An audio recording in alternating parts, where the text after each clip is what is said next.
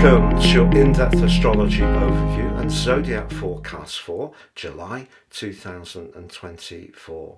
I'm going to share with you the event chart right at the start of the month that we can all collectively relate to and go through each of the key influences as they unfold. But please stay with me.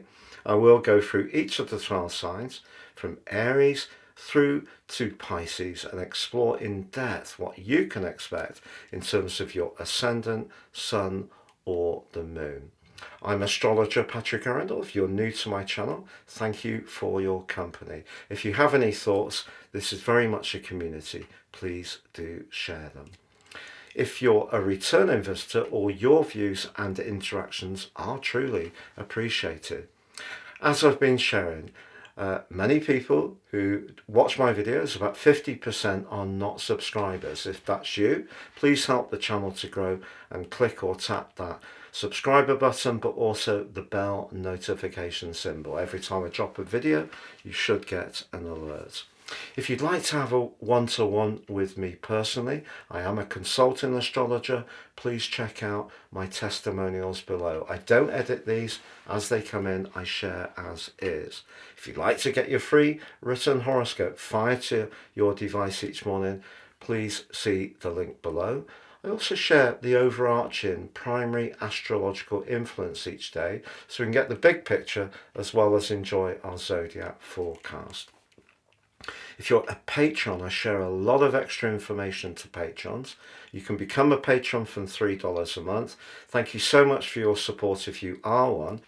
And finally, if you would like to ascend above the zodiac sign forecast and embrace the power of more serious astrology, if you give me 3 pieces of personal birth data of time, date and place, I can produce for you your life roadmap report and also your 12 months transits based on your unique blueprint. These will give you Syrian insights and you'll get 30% off. If you know your tropical astrology, why not check out my draconic package and understand more about your soul or karmic influences. Please see below for more. On the screen now, I'm showing the event chart right at the start of the month. And we have that big cluster of energy still in the sign of Cancer. But beautifully, Venus, which is very much about relating, but also can be about money, is in a lovely link with Mars. Mars in the sign of Taurus is very much to do with our foundation. But the moon's in Taurus, and of course the moon rules Cancer. And the moon's exalted in Taurus as this month begins, and is pretty close, only a degree or so away from a sextile to the sun. So the moon to the sun, Mars to Venus, and critically Uranus to Mercury, they're all interacting very constructively as we go into this month. If we think about it, Earth carries water elementally. So some of the things that we may want to achieve in terms of our environment, but in terms of our emotions, can come from being very earthed, very solid from that group of influences in Taurus. So that's really interesting as we come into this month. But that link with Mercury and Uranus suggests that if we're trying something that's fresh and different, whether it's in terms of the way we live our lives, in terms of your domestic routines, the moon, Cancer, or it is to do with working from home, or it is to do with moving, or it's to do with adapting the home, and especially with Venus. So if you did do some decorating towards the end of June, not a surprise. If you've yet to do that, you could do so early on this month. But also, of course, Venus can be about money, and if you've got an idea that you've been developing, perhaps it's a home interest or hobby, you could convert that into a small business, or you may just be adapting to provide services in your local community. Those prospects are all possible as we come into this new month. But we are going to get a dramatic change very early on in the month, despite the fact that Venus through week 1 forges a very stabilizing link to Saturn in Pisces. So we've got 2 water located planets, Venus about relating, but also about money, linking in a very solid way to Saturn in Pisces. It could be that something from our past, whether it is past effort, a past contact, or just feeling the energy of all the knowledge and experience we've gained can feed into a greater sense of certainty from that combination. If you're in a good relationship, it doesn't necessarily have to be romantic.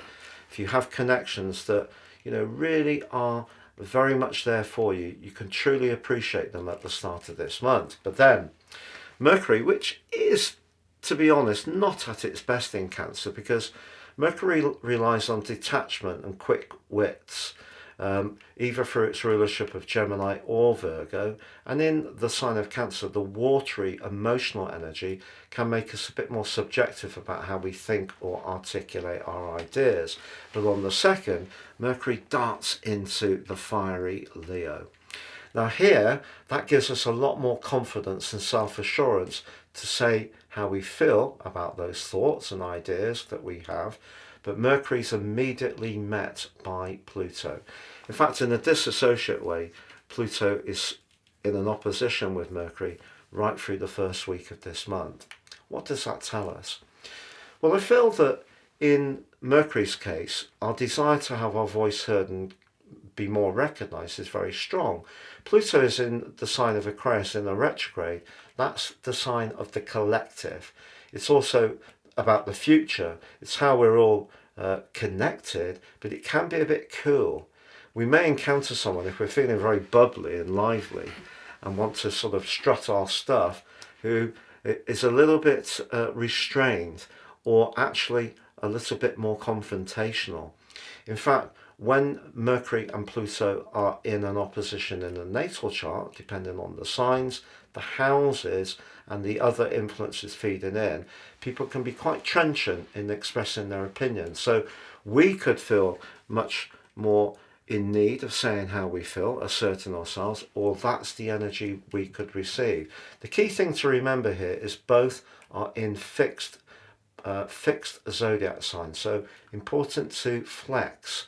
And if we are going to have a big discussion about something, it needs to be something that's really worth it, because otherwise we could end up getting into a sparky exchange on something that actually is not really, in the larger scheme of things, that important. And of course, Mercury in Leo can be a little bit attached to pride, so just be aware of that too. But then on the 5th, we get the new moon in Cancer. And it could be argued that this is the most influential new moon of any year, because the moon rules the sign of Cancer. Now, if you're someone who's more into sun energy, obviously the Leo new moon can have that primacy, because the moon and the sun combine. So what we're being given an opportunity to do over the next month is to get in touch with our environment or our inner world, to find ways in which we can feel safer and more assured. The challenge is the nodal axis forges a T-square. If you recall, last July, the North Node moved into Aries and the South into Libra. The whole point of that, the point of destiny in the case of the North Node, is that collectively that's been encouraging us all to get in touch with what we need to do as individuals. And of course, like Cancer, Aries is a cardinal sign and it's very much about action. So we may just need to balance what we want as individuals and how we relate, the South Node, with what our immediate situation is. So, if there are people that need support around us, family members, people we're very close to, or our own emotional situation is a little bit off kilter, then this nodal axis could ask some questions, to be honest, because we may not feel that people are attuning to us quite in the way we want. So as Cancer new moons go, perhaps not 100% the strongest, but we do still have Venus in that very strong alliance with Saturn through the first week of this month, and that does provide some offset for sure. But on the 12th, it's Venus's turn to join up with Mercury and glide into Leo. If you recall, Venus went through Leo last year and had a big retrograde, so a big occupation last year which dominated the summer months in the northern hemisphere. This is going to be the usual pattern, but Venus here definitely wants to be admired. Come on, let's be honest, adored. Venus in Leo. So it's asking us, if we have children, to really enjoy their pursuits and interests and achievements, but also if we're, into music, performance, gatherings, it could lead to quite a jolly time because it's joining up with Mercury, but it is going opposite Pluto. If there's someone we encounter that we're really drawn towards, it could be hot with that particular opposition, because when Pluto and Venus get together, particularly in the harder aspects, it can create something that we find very hard to resist. It could be about a relationship, but equally it could be about money.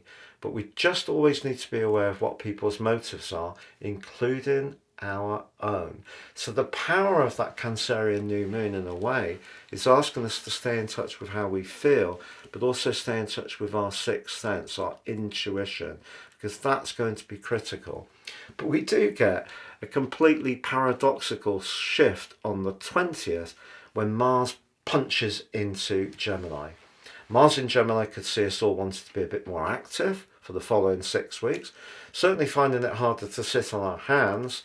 If you are someone who's got something to say, you love being online, chatting with people in forums or through various social media, you're going to be much more active. But for a lot of people, just the desire to move around and socialise more is definitely going to come to the fore.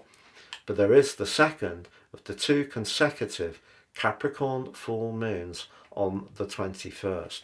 But let's cast our minds back to the 21st and 22nd of June, depending on where you are, because that full moon was really conflicted by Neptune, which created the potential for confusion, distortion, uncertainty, and also Pluto fed into that in not a very helpful way.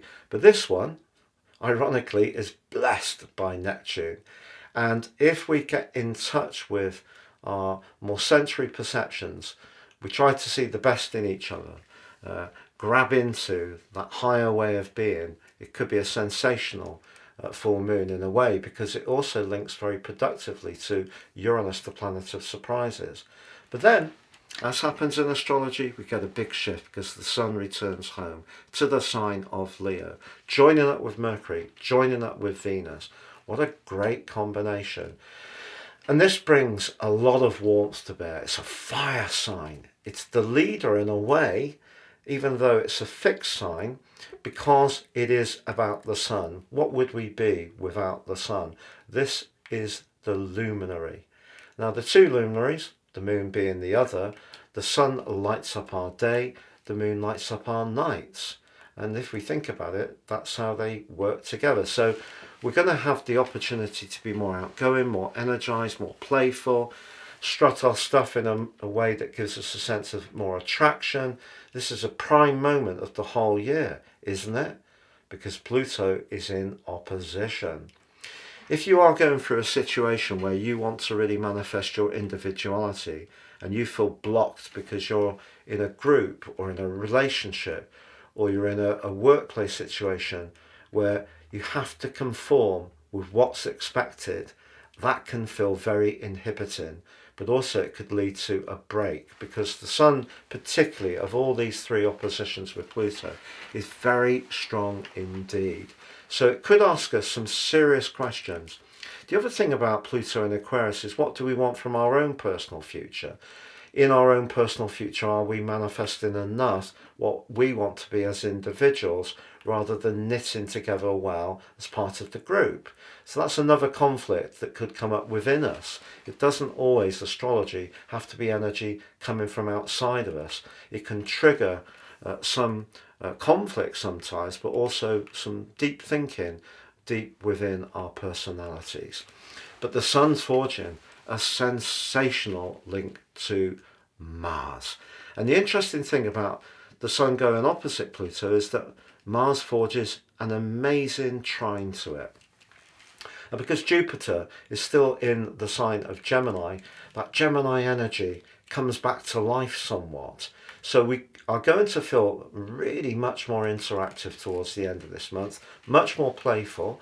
Ironically, Mercury, the planet of precision, moves home into Virgo on the 25th. But if we do come up with great ideas, that shift helps us to apply them in a meaningful way. Chiron on the 26th, the so-called wounded healer, which is where we show our superpower in our natal chart, but also where we can feel least heard or recognised or seen. Chiron goes into a retrograde in Aries, which is very much to do with identity right through to the 26th of December. But if there's ever a sign that's to do with identity, it's Leo. So the fact that we do have the Sun and Venus and Mars linking to the Sun in such a powerful way towards the end of this month really sets up quite an exciting vista for us all to embrace, particularly if we do want to get into the more rock and roll side of our nature, to really enjoy being more free-spirited, energized. It's great to have all that Cancerian energy. It's very much about what makes us feel primed, safe, secure, nurtured. But also it's important to be much more extrovert, playful, outgoing. And if we seize the moment, it could lead to some very exciting social experiences and perhaps even some romantic ones for some lucky people as this month draws to a close. Please stay with me as I go through each of the 12 signs from Aries through to Pisces.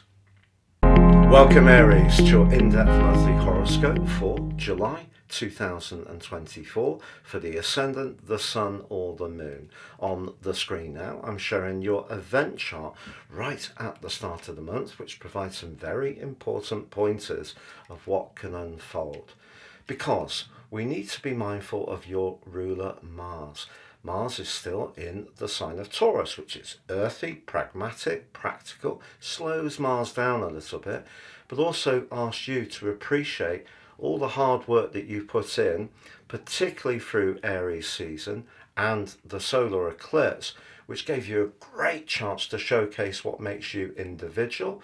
Now you can start to see how that's building up into something more substantive. But Mars in this sign through to the 20th can also be about money, as well as an appreciation of good food and wine and perhaps more intimate pursuits. But it's forging a lovely alliance with Venus in the caring sign of Cancer. So that second house energy of Mars, very much about thrust and desire, linking to Venus in the fourth house, is very good if you're trying to put roots down in any way. Now that could be that you're moving in with someone, deciding to get onto the property ladder, rent a flat, redecorate, buy some new furnishings, have a family gathering, have a new addition to the clan. All of these things are going to be very much in tune with the relationship between your ruler Mars and Venus right at the start of this month. But also we have the position of Mercury in Cancer linking back to Uranus in Taurus.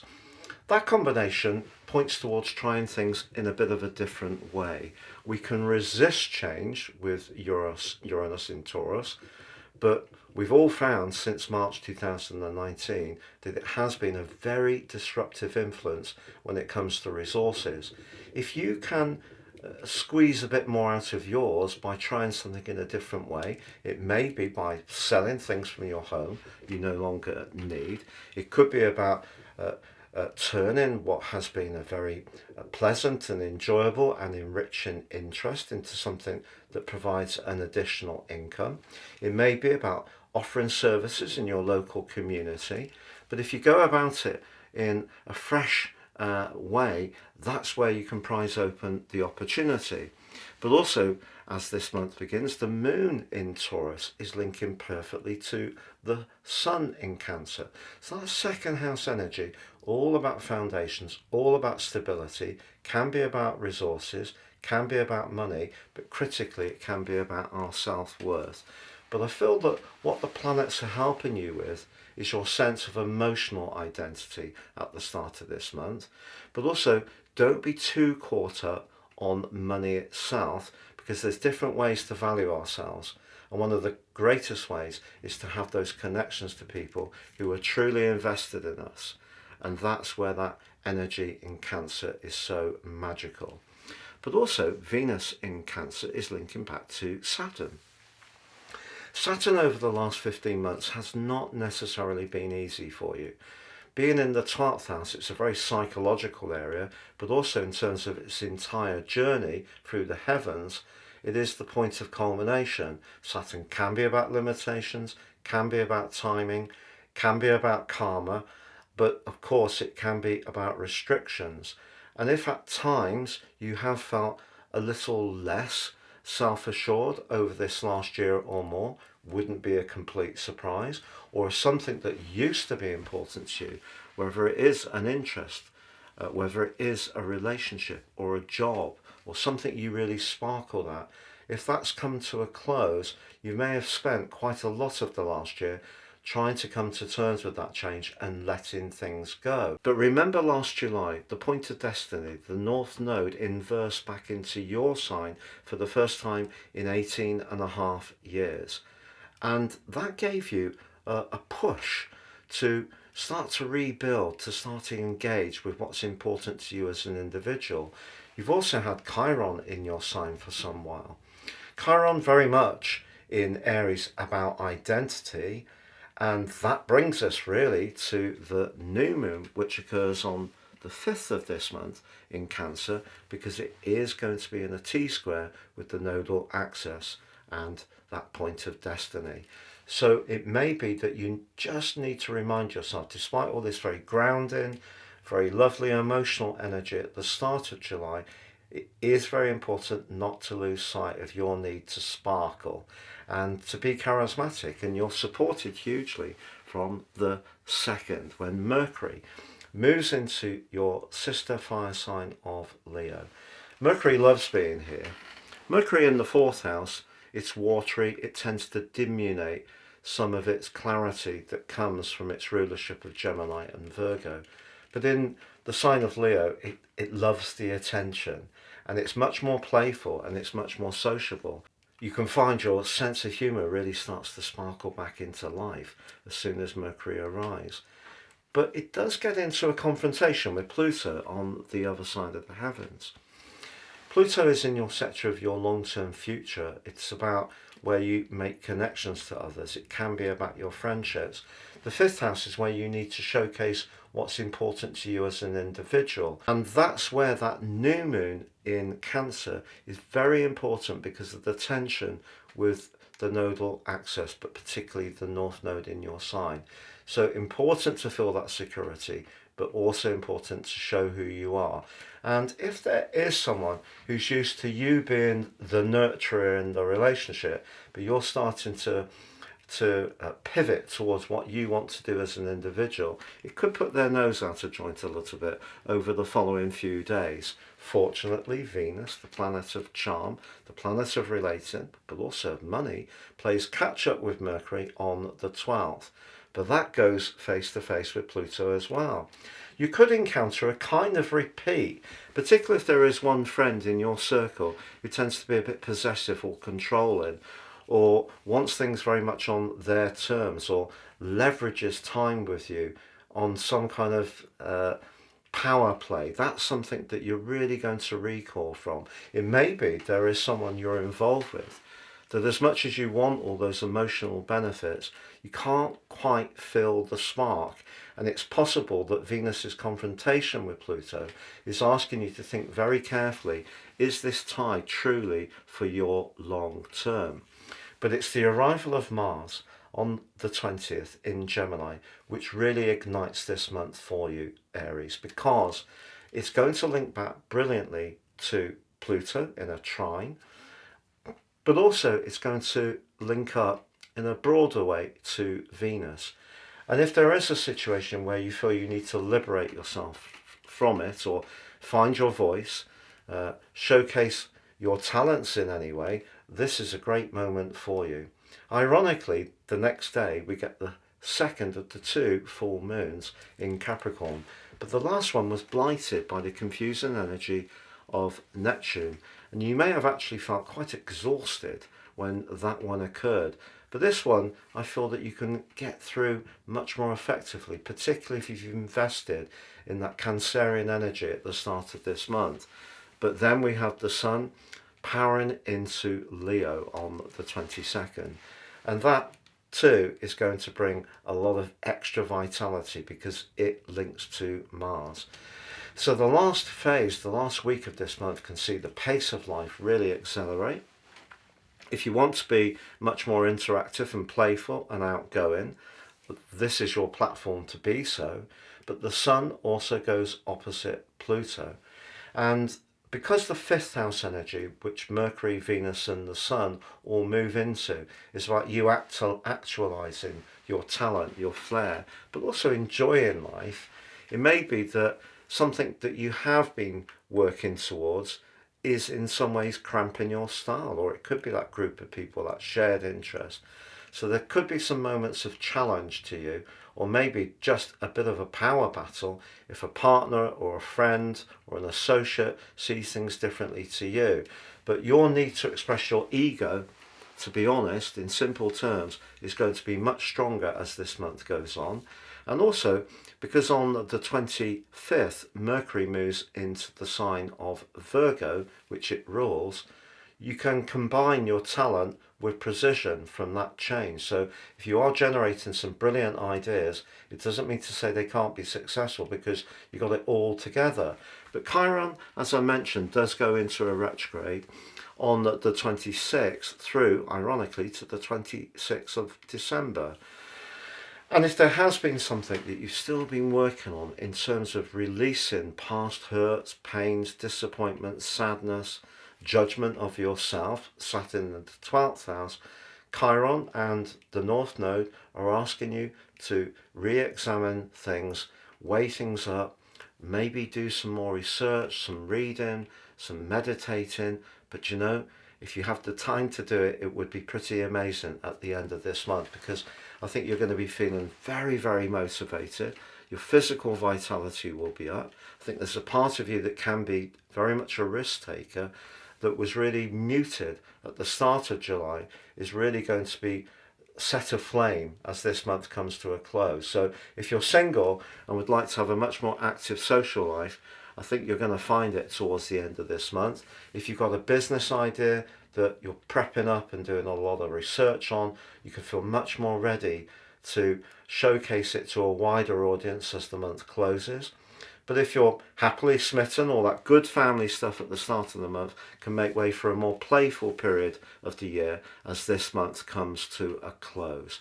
It's been a real pleasure being with you, Aries. I hope you have a great month, and if you've yet to subscribe to my channel, please do so now. Welcome, Taurus, to your in-depth monthly horoscope for July 2024 for the Ascendant, the Sun or the Moon. On the screen now, I'm showing your event chart right at the start of the month, and your ruler Venus is right at the heart of the action, forging a link to Mars in your sign. Mars stays with you in Taurus through to the 20th of this month, encouraging you to really strike out in a very decisive, individual way. But it's your communications that are blessed with the energy in Cancer right at the start of this month. And Venus in the third house can be quite the charmer. So when it comes to expressing your words, you can do so with a lot of passion and conviction, Mars, but also a good deal of grace, Venus. So if there's someone you are interested in, or someone you want to impress in terms of your work, that's a fabulous combination. But it doesn't end there, Taurus, because the moon is in your sign as July begins, and the moon is exalted in Taurus, so it really loves being with you, and that's linking to the sun in a sextile too. Now, when the sun and the moon are balanced, that gives us a natural equilibrium between our feeling needs, but also our desire to express our individuality. And the moon in our own sign is good for that because it helps us to be a bit more single-minded. Nothing wrong with that at all. But also you've got Uranus, which is, of course, been rather a restless, disruptive influence at times since full time since March 2019. That's linking brilliantly to Mercury in Cancer. Now, the sign of Cancer is very much about emotion. It's about security, how we feel about things. But the third house for you is about how we deliver the message. It's our interaction. And of course, Mercury rules the third house through being the sole domiciliary ruler of the sign of Gemini, which is about those quick, fast, speedy communications. So I think as you come into this month, there is an opportunity for you to really feel on top form. But also Venus, your ruler, is linking very constructively to Saturn, the planet of limitation, which is in your sector of long-term plans and friendships.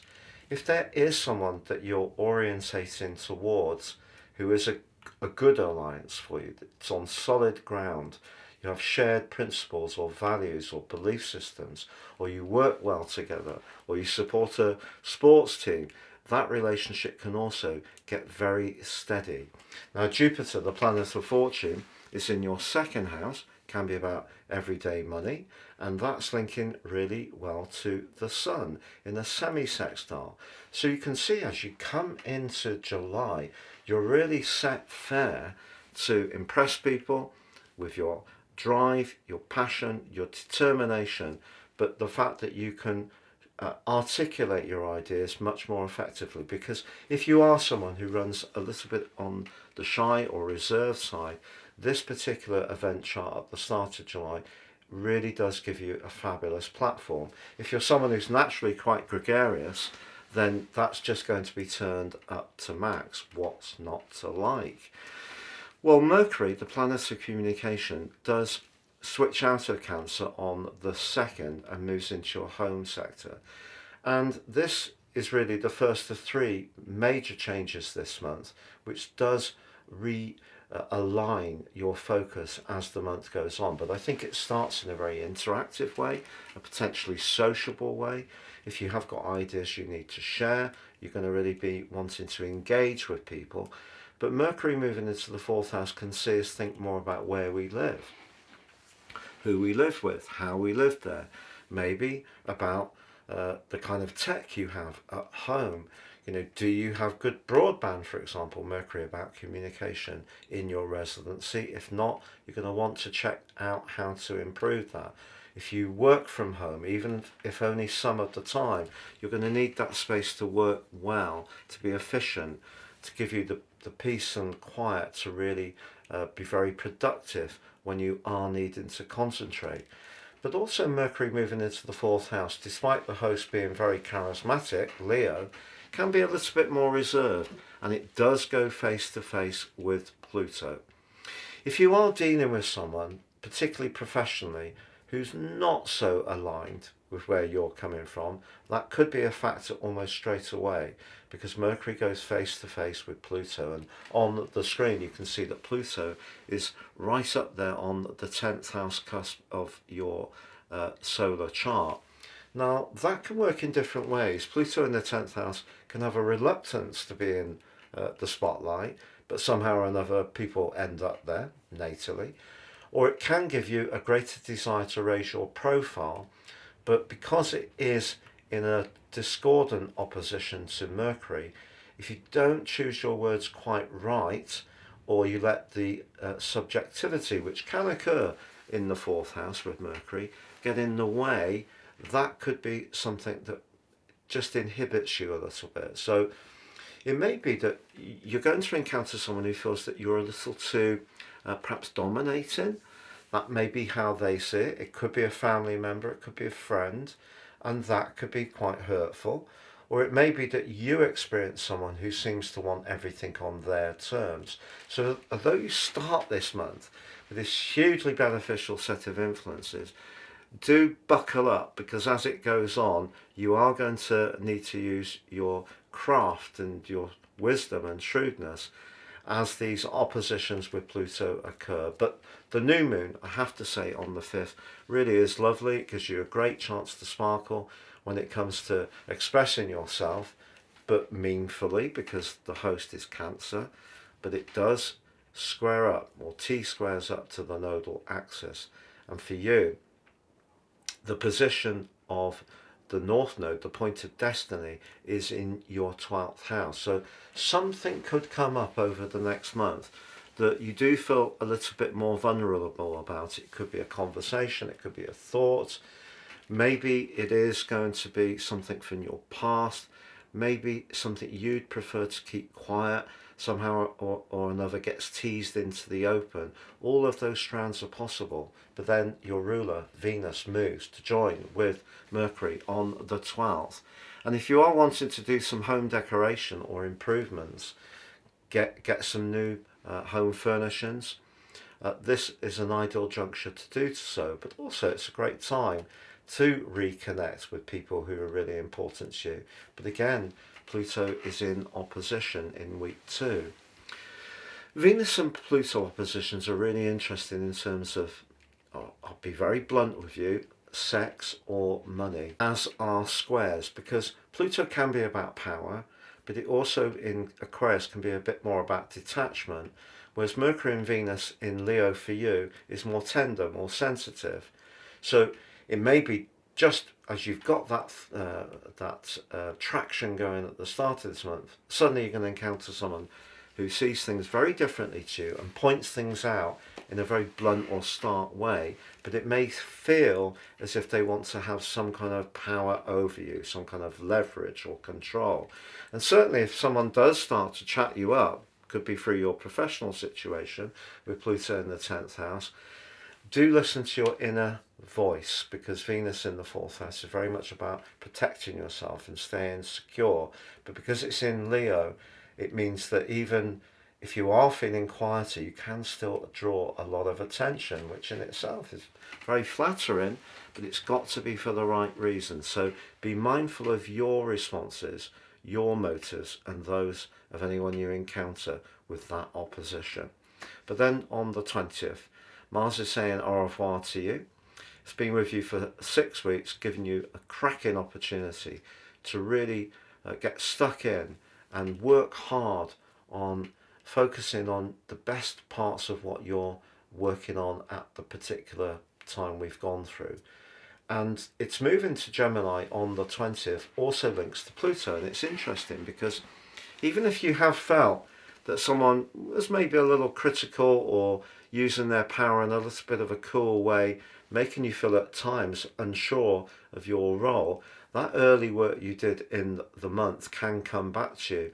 And if you're applying or have been applying for a new job, it could come to you, and it could come in a very pleasing way, as Mars links so powerfully to Pluto around the 20th for the following 2 or 3 days. And that is an awesome chance for you to strut your stuff with more assertion.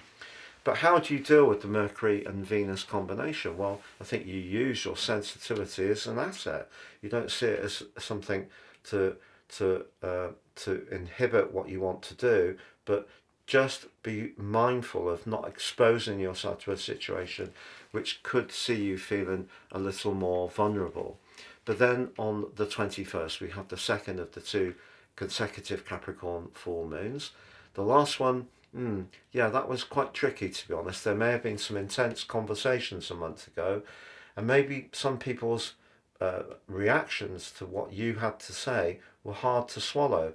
Now I feel you've learnt a lot over that period of time, and all the planetary influences at the start of July are so supportive to you. They really are. And if there is something that does need to be revisited, this time you're going to be ready. But this time you've got Mars applying to Pluto in a very assertive way. So if you need to stand up for yourself, you'll stand up to yourself for fun. But on the 22nd, the Sun joins with Mercury and Venus in Leo. It's that part of the year when you can really start to enjoy for the following month anything that's homely, family based, to do with reunions or being with people that you just don't have to really try to be with, people that you can just be your natural self, or can you? Because Pluto's applying in an opposition to the Sun. It's one of astrology's toughest influences, to be honest, because Pluto's about transformation. It may be that someone close to you can see what you're doing, but they may still have a judgment. It may be someone who just assumes that they have the right to opine on your situation, or be the person who plays the role of the parent, could even be a friend, could even be your partner. But that power dynamic could be unsettling to you if it's not what you really want. The good thing, however, Taurus, is that Mercury moves into your sister Earth sign of Virgo, a sign that it rules on the 25th. And this helps you to just use a little bit of humour to just move things along. You can pivot quickly. For sure, the precision of Virgo's there, but also the playfulness of the 5th house. Now, Chiron does go into a retrograde on the 26th through to the 26th of December. Chiron in the 12th house, as it's been for some time, is quite tricky. It's where we can feel very vulnerable at times, but it's also where we can be hugely compassionate. And I feel that you have been supporting people with your kindness, your insights, your encouragement and your nurture with the help of both the North Node in your 12th house, but also Chiron. But it is also important to make sure that our emotional world and our emotional cocoon is the area that is most strongly defended. So as you come to the end of this month, that's really the focus. But you're going to start this month in a very dynamic, playful and very sparkly way, but you can have that high point around your career despite the potential for challenges. But then towards the end of this month, I think you may just want to withdraw a little bit, have more time quietly, perhaps in nature, perhaps at home, just recharging your batteries. If you can get away to somewhere that's very familiar and comfortable to you, or you spend time with people who tend to be very restorative, that can be a very smart thing to do as this month draws to a close. But in terms of the angle between the Sun and Mars, the last week of the month, if you are wanting to make some home changes, oh my word, you can really show so much drive to get them finished or primed up and started. If you're drawing up some plans or getting some quotes on the cost, you can really, things will start to move at a much greater rate of knots. But it is essentially about beefing up the foundations of the security of your world towards the end of this month, rather than being so playful, interactive and connected to others. It's been a real pleasure being with you. Have a great July, and if you've yet to subscribe to my channel, please do so now. Welcome Gemini to your in-depth monthly horoscope for July 2024 for the Ascendant, the Sun or the Moon. I'm going to share with you now on the screen the event chart right at the start of the month, and as ever we need to be mindful of your ruler Mercury, but this gives us a lot of pointers of how the early part of the month is going to develop. Now Mercury forges an ace linked to Uranus. Now Uranus hasn't been easy peasy since 2019 for Geminis in general, or Gemini ascendants, because in the 12th house it's a very, very fracturing energy. Of course, it can be very restless. The 12th house is very psychological. It can be the part of our situations which we're most resistant to looking at. And being an air sign, obviously communicating in a quick, sharp, and very speedy way, which is your real forte, is not necessarily so much to do with being in tune with the things we can't see, which is what Uranus has been calling out to Gemini people to be more mindful of. But that link to Uranus and Mercury at the start of this month says to me that something that you've been working on behind the scenes, Uranus 12, is to do with a past experience, Uranus 12, a psychic flash that you have, Uranus 12 to Mercury, can see you have a brilliant insight in how to improve your financial lot. But of course, finances for many people have been quite challenging the last few years, and Mars in your 12th house is suggesting that there could be some kind of connection to, again, like Uranus, someone from your past, perhaps an old influential boss or business associate. It's going to come in and actually be a real asset to you, because that's linking fabulously to Venus, the planet of relating, but also the planet of loot in the 2nd house. So don't underestimate the past. Don't underestimate the experience and knowledge, but also your genius. which sometimes can mean that you can rustle up an idea from the ether in a split second. And if you have an instinct like that, don't dismiss it, because it's not something that's already established, or it's the way people normally do things. So if you are someone who's very inventive, a natural entrepreneur, and you are having some brilliant ideas at the start of this month, do take them very seriously indeed. Because the moon is also in the 12th house at the start of this month, and the 12th house is where we can reminisce. And the moon links to the sun. So there may be something that you're benefiting from. Maybe it's an old savings plan, some money you've been putting aside, something to do with a pension, because the 12th house can be the sector of culmination, and certainly in terms of the moon, that could be linked to a property matter. So something linked to your past could feed back into your financial situation in the here and now as this month begins. But we know that Mars in the 12th house can also, like Uranus, be quite challenging at times, because it can rake up stuff that we thought we dealt with. So through to the 20th of this month, when he joins up with you, which will be an incredible window of opportunity for you, there may be times when your moods are a bit up and down. Just be mindful of that. Try to take it in your stride and understand that what Mars does in the 12th house is sometimes evokes within us, in a way we can't see, a connection to an event, a person, or a situation that isn't quite as resolved. We haven't come to terms with it quite as much as we thought. And the surprising thing with Mars is that sometimes we can feel that we've worked on a past hurt, separation, loss, accident, and the trauma of that. Perhaps had counselling, perhaps revisited it many times, done a lot of core work within us, but Mars can still find a way to delve deep down into our nature and in some ways ignite the sense of injustice, which can see anger coming up unexpectedly. But also it can do the converse. It can make us very quiet and very emotional. So if you do find your mood is a little bit up and down at times, that is why. But you can see that 12th house energy feeding into your second house does provide some opportunities.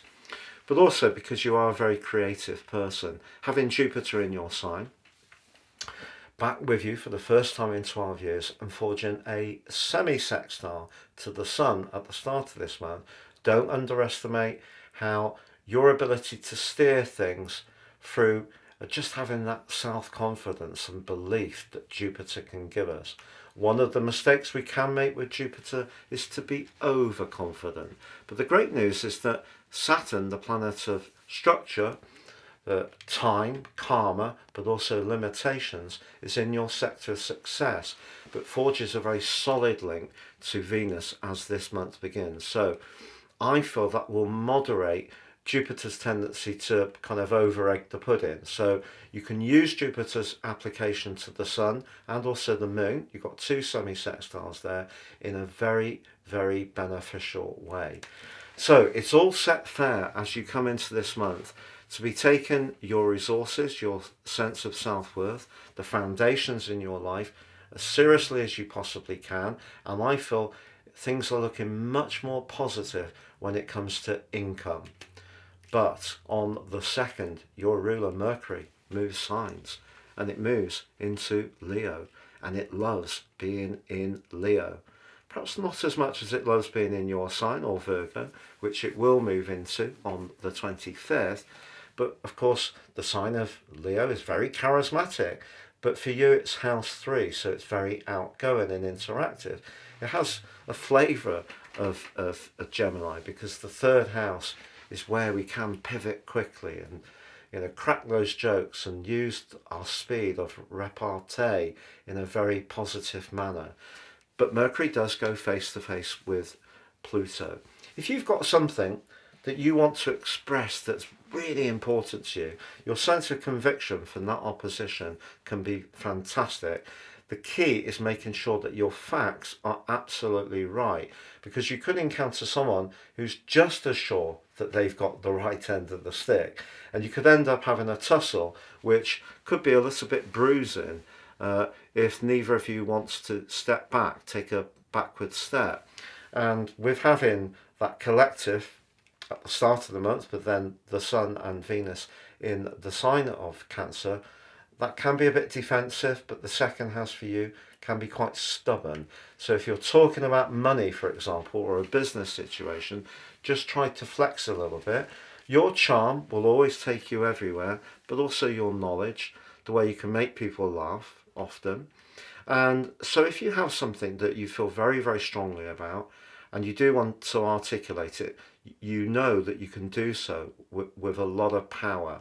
The key is not to almost try to convince someone else of a situation who doesn't see it the same way. It's actually to accept that sometimes people do have different views to us, and they're just as entitled to them as we are. It's interesting, I just thought actually that opposition will coincide with the UK general election. So we are going to see a lot of polarity, aren't we? A lot of different views competing for people's attention. And that is very much about the message of Mercury in the proud sign of Leo, going face to face to the sign of humanity, Aquarius, which is to do with our future. So we're being primed there not to be too persuaded by people's charisma, and more about what they could actually truly deliver. But on the 5th, there is a new moon in the sign of Cancer, the best new moon of the year as far as the moon's concerned, and that can be an opportunity to really start to feel that things are stabilising in terms of your self-worth, but also your income, if things have been challenging. But it does forge a T-square with the position of the nodal axis. In your case, the North Node moved into the sign of Aries last July, and that's very much about how you connect with people in your network. Also, Chiron's been there as well. If there has been some changes around your friendships, it in some ways wouldn't be a surprise if it was linked to your professional situation. You know, if there have been people that you've had a history of getting on well with, and it's through your work, if there's people that you feel haven't quite been there as much as you would like, it's going to be important to see how this particular new moon plays out, because you're wanting to feel validated, you want to feel valuable. But on the 12th, Venus moves to join up with Mercury in Leo. Venus in Leo is very much the glamour puss, isn't it? It's an opportunity to Leo the lion, to use the charm and the desire of Venus in a really magnified way. And for you, it's all about your ability as a communicator, which is going to really be amped up hugely. But it too is in an opposition with Pluto through week 2. You can be very persuasive. If there is somebody who comes into your focus or into your orbit that you find absolutely captivating, you're probably going to go all out to try to win them over. It's almost like you'll be compelled to do so. And whether you can resist doing this is another matter. But also, if you're someone who really does enjoy socialising, your passion for that is also going to be ramped up as well in an exciting way. But the big news story of the whole month, to be honest, for you, Gemini, is the arrival of Mars in your sign on the 20th, because it forges an almost immediately brilliant link to Pluto. And then within a couple of days and through the end of this month, with the Sun moving into Leo, it's going to absolutely skyrocket everything. So whereas the start of this month is very much to do with some foundational parts of your life, dealing with some past stuff with all that 12th house energy, making sure the income side of your life, the everyday structural part of your situation is working well. Perhaps if you are working on improving your diet and just feeling that things are a lot more solid, but that then makes way on the 20th for this hugely charismatic transformation. It's true that we do get the second of the 2 Capricorn full moons. The last one was really tricky. This one is much better for you. And I feel that essentially it is about making sure the ins and outs around your resources are well balanced. And even if we don't have a huge amount of income, as long as we can stay within budget, that gives us a sense of satisfaction and a sense of a feeling that we're on top of things. And there's much greater opportunity for that on this particular one. But then the Sun moving into Leo, linking with Mars, but going into that opposition with Pluto is really, really interesting, because you're going to find that the pace of life really heats up. Mars moving into your sign brings you into the moment. Some of that reflection and strange mood shifts of the previous 6 weeks makes way for feeling very much more energized, much more self-confident. If you have felt a little unsure about certain things, that all just falls away. You're going to feel so desirable. And even if you're in a relationship which is very settled, it's lovely to feel good about ourselves. Don't be surprised if you give yourself some kind of glamorous makeover. Mars isn't usually about that. That's usually Venus's role. But I feel that Mars sees you wanting to be more daring, to strike out in some way, do something that's very dynamic. So if you're someone who enjoys action, that could be to do something more physical. If you're someone who really needs that mental stimulation, which is usually the case with most Geminis, then that part of your nature can be activated. This can see you meeting up with people and having a very sociable time. It could be that you're going to apply for jobs where it's very stimulating, particularly if you're in the tech world, to be honest. That really is going to come to the fore as this month draws to a close.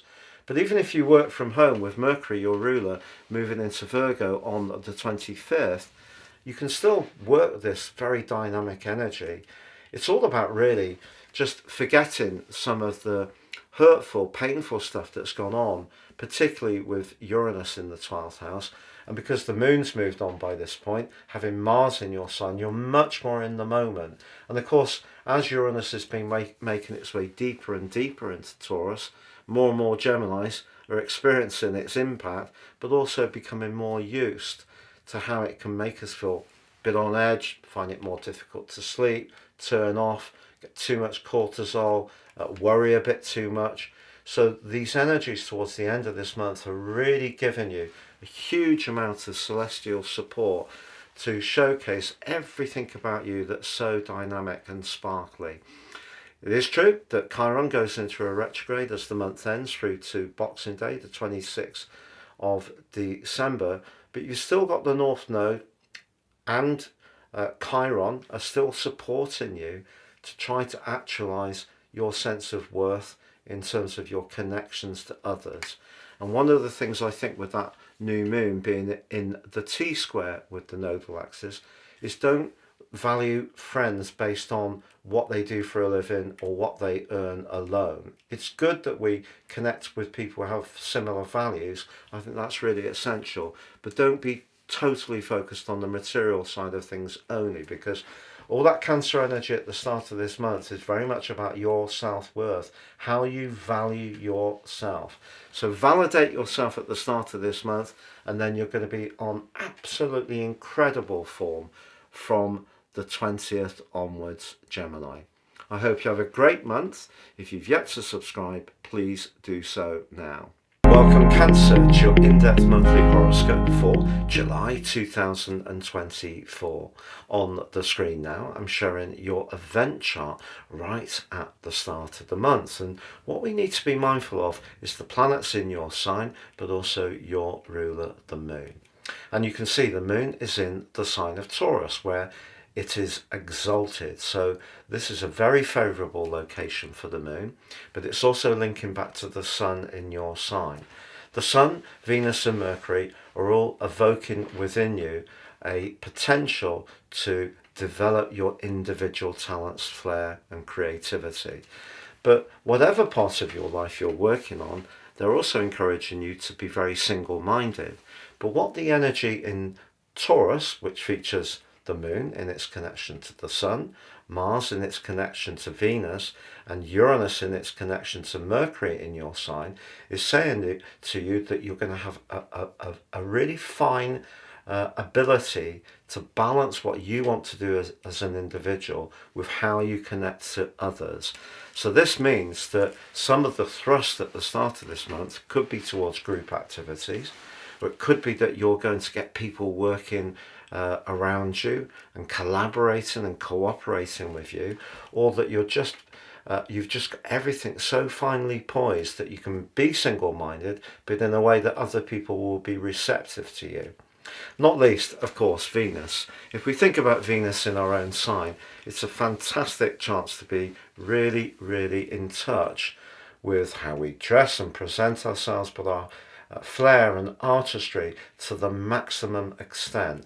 Then you get the warmth and the fire and thrust of Mars, very much more to do with our individuality, feeding into Venus in a very balanced way. That's excellent. And then Uranus is about having the confidence to try some different things. And since 2019, you may have been surprised by how your life has changed. You may have become much more interested in some subjects or people that in the past might not have been your proverbial cup of tea. So your inventiveness is also much to the fore as this month begins. So a very providential set of influences, but that's not all, because Jupiter, the planet which is exalted in your sign, is in your 12th house, which is really encouraging you to be in touch with the more spiritual and psychological potential of Jupiter, which comes through its rulership of Pisces. And that's in a semi-sextile to both the moon, your ruler, but also to the sun in your sign. So even the things you're doing quietly behind the scenes, if you're doing some deep healing, some workshops, you're having some therapeutic experiences, you're booking in for a spa day, anything that you're doing at the start of this month is really set fair. So truly exciting for you, Cancer, as we come into this month. And it's all going to be blessed by the new moon in your sign on the 5th, which, if you think about it, because the moon is your ruler, probably one of the most, if not the most important new moons of the year. Some people would argue it's the new moon in Leo because of the sun being the ruler of that sign. Now that's a potential gotcha, but I'm just going to dart back to the second because Mercury moves out of your sign and into Leo. Now, to be honest, Mercury's not completely at its best in Cancer, because what can happen is the water of your sign can erode the logic of Mercury, but it moves into the red hot sign of Leo on the 2nd, which of course is a fire sign, so passion, but for you that's your 2nd house and can be about everyday money, self-worth and values. And that's what Mercury is going to start a developing trend off that's going to pick up speed and momentum as July goes on. But it does go face to face to Pluto. And this is where you may meet a challenge, because Pluto in your 8th house is where we share money, it's where we invest.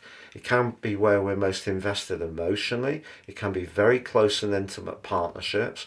But also Mercury in the 2nd house can be about those values. So if we are connecting to someone deeply who has a very different value system, or sees the financial things that you're working on in a very starkly different way, there could be a real collision between your ideas, Mercury, and the politics of the situation. So for example, if you're looking to renew an overdraft with your bank for your business, or you're looking to raise some finance for a property, a new mortgage, you may encounter resistance because someone holds the power, and that could be uncomfortable. But it's also an opportunity to think about getting the ins and outs around your everyday resources, the 2nd house, working effectively with being mindful of your future plan as well. But on the 5th, that new moon definitely is a great opportunity to manifest your individual hopes. It does T-square up with the nodal axis. If you recall, last July, the North Node, the point of destiny, inversed back into the sign of Aries. And it's an interesting one because, in a way, once the North Node returns to Pisces next January, we're starting the whole process again that lasts 18.6 years, but it's all in reverse to the rest of the zodiac. But the 10th house for you, as this represents, is about your role in life, your visibility, your power, not power over people. And it can be to do with your work, but it also can be where you're being drawn. So the connections that you're being drawn towards, the professional opportunities, where you're being encouraged to raise your profile. It's very much coming from the North Node. However, Chiron is also in Aries and goes into a retrograde at the end of this month. And if you're someone who doesn't quite believe that you have all that is needed to manifest success, the combination of these two things, but particularly the nodal axis T-squaring with your moon, is a bit of a challenge. And it's a challenge that's saying to you, sometimes in life, we really have to be utterly single-minded. Don't forget one great gift you've got. That is that you're a cardinal sign. That's a sign of action. There's only 4 cardinal signs. It's a leadership position. So the new moon, once a year in your sign, the fact it is conflicted in a subtle way, it may be that to get ahead in the way you think is required could be in some ways see you dimming your light in order to fit in with an organisation or a line manager or a group of colleagues. And you shouldn't do that. It's important to stay with your power. But if work has been stressful for you, particularly since last July, it wouldn't be a complete surprise. But one of the things you could do is think about other things you could do, like other jobs you could apply for, or could you work for yourself? Could you be more inventive? Because remember, the energy at the start of this month is very futuristic. It's also very dynamic, but it's all about your ability to build connections and collaborations. And there will be people who are eager to work with you, and it's important that you do recognize and appreciate that. In fact, Venus, through the first week of this month, forges a terrific link with Saturn, and Saturn, the planet of wisdom, in your 9th house. That may feel that expansion has been at a heavy cost over the last 15 months, but if you just work patiently in the way that you do, making sure that you keep the flow of communication going, but you attend to the jobs you've got in that way that very few signs can compete with, in the sense that you manage things so very well, so very effectively. So lots of energy at the start of this month to offset the challenge that comes from the North Node, particularly squaring up with the new moon in your sign, and also Pluto going into opposition with Pluto. But if finances is something that you are actively working on at this present time, you can see at the start of this month, the more that you take charge of things, the better you're going to do. And on the 12th, you can start to see your progress. And from then on, for the following 3 weeks, there could be some very good news around your resources. But just like Mercury, Pluto is there, laying in wait, ready to snare. And the interesting thing about Venus in the 2nd, and remember the 2nd house can be about sensuality. It's not just about money. It's not just about self-worth. It can be about drawing something to us which is really enriching. So that can be good food, can be nice drinks, it can be very soothing massages, or it could be the embrace of someone you're very fond of. And you could find at the heart of this month, in week 2, a hot connection comes knocking at your celestial door. Now, if you're available for that, that in itself can be very exciting indeed. And it may be someone who up until now you've only seen as being a friend or someone in your social circle, but this could be somebody who really is drawn towards you. If this is a very sincere connection, this particular juncture of the month could be life-changing. But the problem with Venus and Pluto is that our desire to get what we want, whether it's the money or the intimacy, the sex, can be so strong that we cut across our values, or we're less mindful of how it can mean for the other person, because Pluto's about power. So whatever you're drawn to at the heart of this month, whether it is a spontaneous splash out on something rather luxurious, or it is spoiling someone that you're really attracted to, or is having a very intense connection. Just try to work out what the motives are for you and them before you go all in. But on the 20th, Mars moves out of your 11th house and into the 12th, which can be quite complex. It's going to be there for 6 weeks. Mars in the 12th house is excellent if you work behind the scenes. So if your role is in a big organisation, an institution, a hospital, a prison, a governmental department, you have an important job, but you're quite happy to work in the depths of that overall organisation, Mars can be very good for you. Funnily enough, if you found yourself with a job that has anything to do with water, even though it's moved into the air sign of Gemini, that is a definite possibility. Or it may be if you're a healer or you're a therapeutic practitioner, your drive can be increased to help people over that following 6 weeks. But Mars moving into this area can also evoke old pain and wounds. Mars is about anger. Let's be truthful about that. It also can be very reactionary. It can also be very triggered. It can be about where we feel a sense of injustice. And the 12th house can be the parts of ourselves that we think we're in touch with, but sometimes we're not. I'm a great believer that we keep emotion in our bodies. Cancers are very affected in terms of digestion and tummy by stress. So over the following 6 weeks, you may be surprised how things that you went through many, many moons ago suddenly take on a life force of their own. It could see you at times feeling very feisty, and at other times very nostalgic, but also melancholy as well.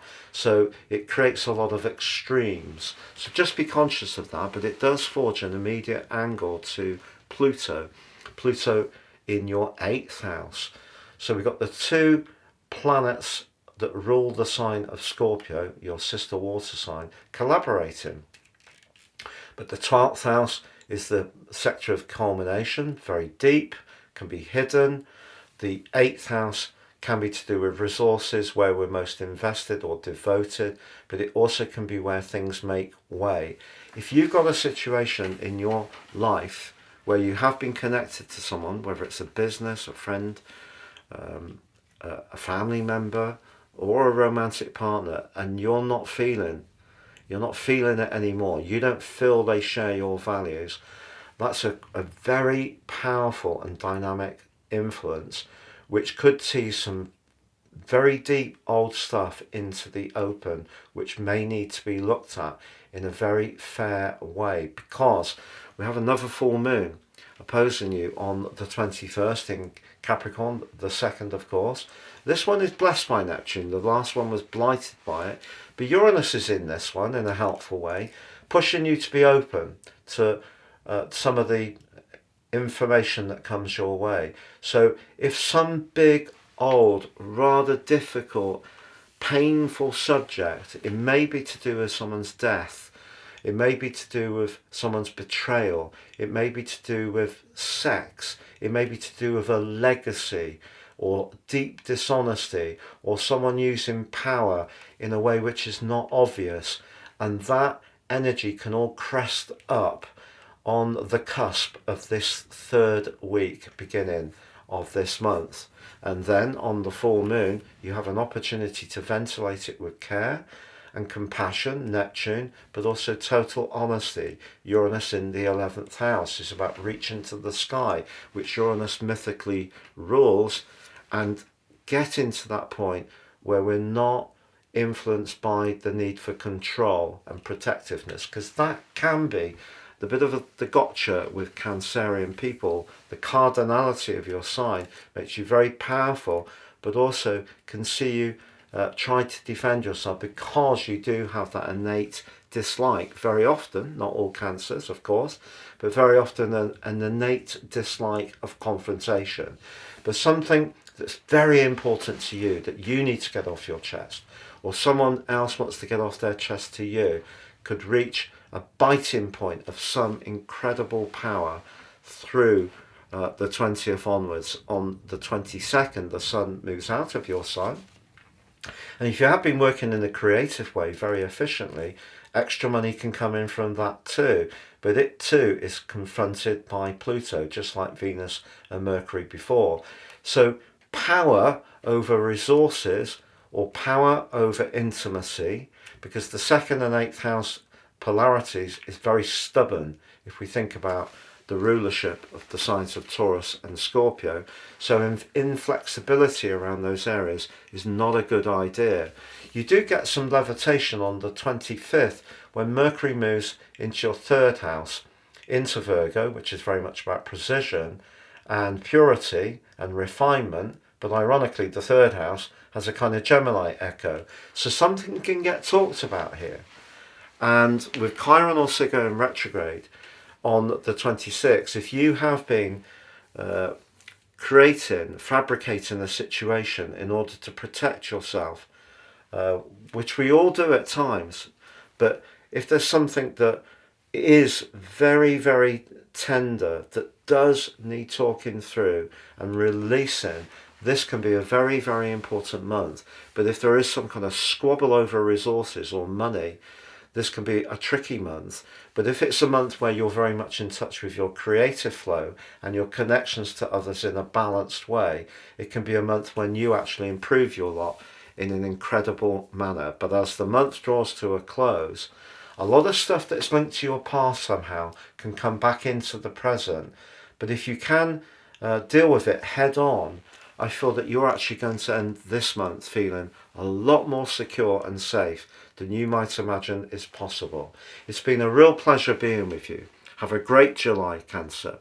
And if you've yet to subscribe, please do so now. Welcome, Leo, to your in-depth monthly horoscope for July 2024 for the Ascendant, the Sun or the Moon. On the screen now, I'm showing your event chart right at the start of the month. As ever, we need to be mindful of your ruler, which is the Sun. The Sun at 9 degrees and 39 minutes in the sign of Cancer for you is sheltered. This is the part of the Sun's journey through the sky which gives you a prompt to take some time out, take a breath, and can see you more focused towards inner work, personal development, healing, and also just pausing and reflecting on perhaps what the last year has meant for you before the Sun powers into your sign. Celebratory moment on the 22nd. But the Sun is forging a rather ironic link because the Moon in the sign of Taurus is high in the sky, very visible, and the Moon of course is about your emotions, the Sun very much more about your actions. So your actions in some ways could be to be more meditative, but the Moon suggests whatever you are going through, the chances are other people will probably be aware of it because the Moon is up front. Also Mars, the planet of passion, drive, desire, and of course sometimes anger is also in a very visible part of your chart, also like the Moon in Taurus, and that's linking to Venus in the sign of Cancer. So we've got a theme going here, but Mars is going to be in this very authoritative, assertive and self-confident location right through to the 20th of the month. So for the first 3 weeks, if you do want to make progress professionally, this is urging you to engage with others. However, we also have Uranus in that sector, and that has been much more disruptive since 2019 full time. But Uranus is connecting to Mercury in the sign of Cancer. So right at the start of the month, the cluster of energy in Cancer is more reflective. It can be to do with doing deep research, even market research. It can be to do with taking soundings. It can be to do with private developments that you want to keep close to your chest. But I feel in some way or another, it is really to do with your connection to the world at large. So you're building up to really relaunch yourself in a much more outgoing way, and the Cancerian energy is asking you to nurture some of the parts of your situation or even your identity that maybe do feel a bit more vulnerable. You have a reputation of being very self-confident, and of course there are some Leos who reflect that archetype. But of course there are other Leos who may have more Cancerian energy in their natal chart, more Virgo energy, and may be quieter and not really quite so much out there. But whatever type of Leo you are, this is going to be a very dynamic month, particularly in the last 10 days. But as it begins, just being very much in touch, mulling things over with your inner voice, the deeper part of your nature, even bringing in and healing in some way some parts of you that may feel rather vulnerable or bruised or a little bit hurt. So the way you can do that really is having the confidence to link to people who are more up and out there, who can encourage you, be cheerleaders for you, or perhaps you can use your more psychological skills in order to steer your future moves. So that sets the scene as we come into this month. But Venus then moves forwards and connects to Saturn. Saturn has been providing some headwinds to you over the last 15 months in terms of long-term earnings, shared resources. It could be a partner, their position or situation has changed, which has impacted you. Now, another part of Saturn in the 8th house is it can be to do, Saturn, bricks and mortar. Maybe the cost of your mortgage, for example, is having quite the impact. But the great connection between Venus and Saturn is suggesting if you are starting to develop some ideas and just ruminating upon them at this stage, don't underestimate just how solid these could be future forwards. But also Jupiter, the planet of fortune, of growth, is in a very sociable part of your situation at the start of this month. And whilst the 12th house energies could see you become more mindful of who's really for you and who's not, Jupiter suggests there are going to be some people who are really going to be very positive for you. Not least because Jupiter links brilliantly with both the moon and also the sun. So you've got two semi-sextiles, and it's the pivot that's Jupiter in your 11th house. So whatever you're doing at the moment, I think it has, as you come into July, a major bearing on what your long-term plan is and who your long-term alliances are. So if there is a bit of a changing of the guard, there are some new people showing up in your situation, and some people maybe you've been a little bit more disappointed by could be making way. But on the 2nd, Mercury bursts into your sign, and I have to be honest, Mercury's far happier in Leo, because in the sign of Cancer, although it has been constructive in some ways, particularly with that link with Uranus suggesting that some ideas that you've had that are novel, different and fresh can gain traction, at the end of the day the sign of Cancer is water, and Mercury benefits from a crisper and more detached environment, so air or earth. So you put it into fire, what we're getting is the passion coming in. And also Mercury in Leo has a lot more self-confidence. The water of Cancer can diminuate and bring a more subjective energy to bear, but you're going to feel that if you have got something you want to say that's really important to you, you can do it with a lot more conviction from the 2nd. Will other people be all ears? Not necessarily so, because Pluto, the planet of change, is pivoting exactly opposite Mercury as it moves. So over the first few days of this month, if there is something that you're keen to go forwards on, that you have been researching carefully, don't necessarily expect that people are going to be automatically receptive. On the 5th, we have the new moon in Cancer. Perhaps as far as the moon's concerned, the most powerful new moon of the whole year. Could be argued, as far as the sun's concerned, it's the new moon in Leo, whereas the moon rules Cancer. Now this one is in a T-square with the nodal axis. If you recall, last July 2023, the North Node, or the point of destiny, which is our collective direction of travel, moved into your fellow fire sign of Aries. where we have Chiron. And both in a way are about expanding and developing our identity. But for you, it's about being a little bit braver about changing things up. So what this particular new moon says to you is that, yes, you can continue that process, but you do need to stay closely in touch with what you feel, but also the more psychological parts of your situation. 12th house new moons are, for that reason, a little more challenging. New moons, we know, can be when we set our intentions. And this one is saying, don't ignore your fears and anxieties. If you embrace the shadow or psychological side of your nature, bring it in to be part of you, and approach things in a very holistic way, then you will still make great progress. But if you're kind of a little bit unsure about doing that, that's when this can cause some issues. Because essentially, the pivot between the north and south nodes is about communication. So if some people are making observations that you feel are a little unkind or a little harsh, try to cut them a little bit of slack. They could have a point. But you know, you get another slice of major celestial support when on the 12th, Venus glides into your sign. If you remember, Venus had an extended stay in Leo last year, but the retrograde did cause some mischief. This year, Venus, like Mercury, goes opposite Pluto. You could find that there's some intense emotions washing around the mix at the heart of this month, particularly around a relationship.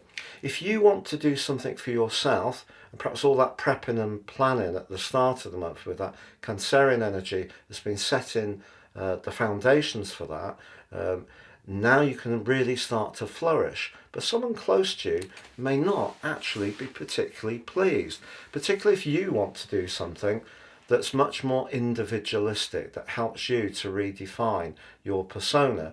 Now that could be a completely new look, it could be by some new interests, it could be by starting on a new journey.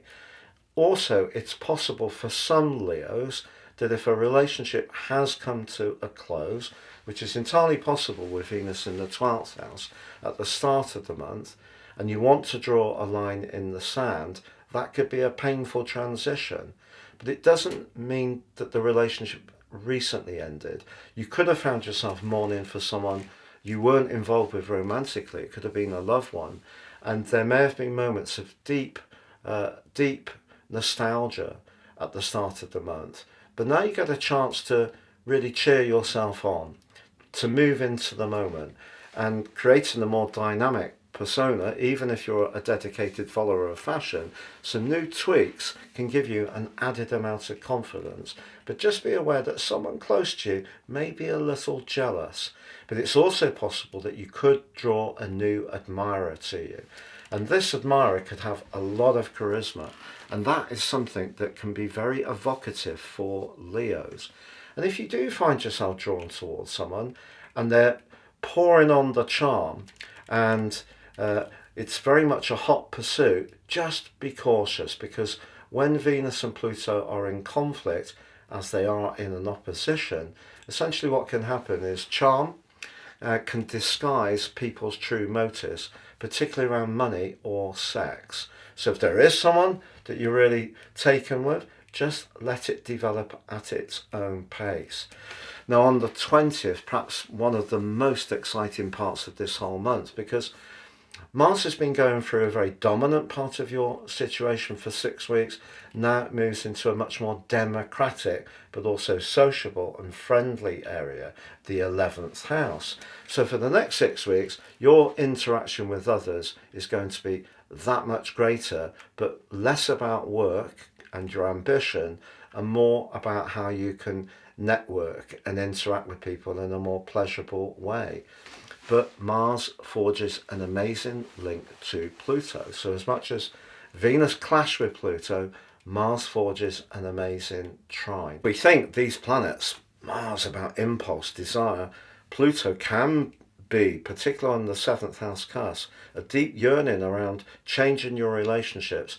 The combination between the two, particularly around your long-term future, can give you a surge of drive and desire to get what you really need. But we do have a complexity, because on the 21st, we get the second of the two Capricorn full moons. If you recall, we had the strawberry full moon at the start of when the sun moved into Cancer across the 21st and 22nd of June. This second one, however, whereas that one was conflicted by Neptune, this one is blessed by Neptune. And I feel that if you've really been working on those deeper parts of your nature, perhaps in terms of some wounds, or perhaps integrating your emotional and physical health, which is represented by Capricorn, you can get through this full moon much better. And then you get the most amazing blessing, because the sun returns to your sign for the first time in 11 months, but it too is in a wonderful alliance with Mars, and they're going to be connecting to each other fantastically well through to the end of this month. But the sun does go opposite Pluto as well, so that balance between doing what's right for you, the individual, that works for the person or people you're closely connected to, there may be some kind of chaffing. And because Mars is giving you a lot of encouragement, a furnace-like encouragement, to really articulate, Gemini, words, what you really want, the people that you can relate to the best and understand that you're trying to redefine your individuality, they're going to be the people that you forge the closest alliances to. But also, if with Mercury in your sign you have been working hard on a creative plan or strand, you can start to see progress with that on the 26th as Mercury returns to Virgo, which it rules. Virgo is very much about precision and being very discriminating and working through things in a very careful way. But having Mercury move here for you can be about money, so you could see an uptick around your finances. But Chiron, the comet, which is very much to do with our identity in Aries, but also our superpower, but also where we can feel least heard, that does go into a retrograde. So with the full moon on the 5th being affected by the North Node in Aries, and then Chiron going retrograde at the end of this month, important to keep searching your essential truth, because that's what the 9th house is about, but also having the confidence to change things up, change the status quo. Because you're a fixed sign, I find that Leos can have a surprising adherence to what they know and a surprising reluctance to change things. Since your sign is ruled by the sun and you have a reputation of being so self-assured, so comfort and stability in the things that we know can sometimes hold us back from really being more pioneering. So I think Chiron going into a retrograde is just asking you through to Boxing Day to keep working at the things you're doing to be more daring. So the sun moving into your sign is definitely a chance to re-engineer your whole life purpose. With Mars in support, Pluto in some ways in support, perhaps challenging you as well. It just depends on your unique situation. But you've started the month reflecting very deeply about some past issues, some hurts, some losses, some identity issues, perhaps also doing a lot of planning, thinking carefully, resting, healing. But by the end of this month, you're really going to be seizing life with both your hands, and you've got a fantastic opportunity, one of the best ever, frankly, Leo, to demonstrate all your superb qualities. So turn up the volume, believe in yourself. Your sign is all about radiance. Send out those warming, affectionate, playful energies and see what it brings back to you. It's been a pleasure being with you. Have a great July, and if you've yet to subscribe to the channel, please do so now. Welcome Virgo to your in-depth monthly horoscope for July 2024 for the ascendant, the sun or the moon. On the screen now, I'm sharing the event chart right at the start of the month, which gives us some very important pointers. Not least, we need to be mindful of your ruler Mercury. It's in house 11, the sign of Cancer, very much about feeling, but feelings around your connections to others, but particularly socially through your group activities or also friendships. but it's forging a fantastic link to Uranus, the planet of surprises, which has been pushing you since 2019 to be a bit more out there, try some different approaches, shake things up. So it's possible as you come into this month that your networking is expanding, particularly towards people who share your interests, but also some people who may be a little different, perhaps rather more challenging, but certainly not dull. But also Venus is in this part of your situation. If you are in a romantic relationship, Venus is asking you here to celebrate the things you have in common rather than be so mindful of the things that make you different. But again, if you're being very interactive, Venus is linked to Mars in the sign of Taurus, very strong. And these two very much to do with relating, but particularly in a romantic sphere. If you are traveling or you're on a vacation, that combination between Mars and Venus, very dynamic. So you could meet someone new who can make your pulse race, particularly with Uranus linking back to Mercury. And the more surprising and unexpected it is, the more fascinating it could be to you. But we also have the Sun in House 11, asking you to think very much about your future, but also about your highest hopes. And that's linking perfectly to the Moon, like Uranus and Mars in the sign of Taurus. So that ninth house energy, asking you to be more experimental, but also a truth seeker. The 11th house about your long-term plan, but also your values and the people you're hanging out with. But as we go into the first week of this month, Venus, the planet of relating, forges a closer link to Saturn, which has been creating the potential for some challenges around relationships over the last year and a quarter. It's possible that you may have started to set your boundaries more firmly. It's also possible that some people have gone out of your situation, or is it one person in particular? But the people who are in your world now, whether they're new players or those solid citizens who've been with you for a long time, you can celebrate the quality of those ties with Venus aligning to Saturn in such a positive way. But Jupiter, the planet of growth, optimism and good fortune, is also in your sector of success, where it's going to be for the following year. And it's linking perfectly to the Moon, but also the Sun in a semi-sextile. So Jupiter's very much the pivot for all of us as we go into this new month.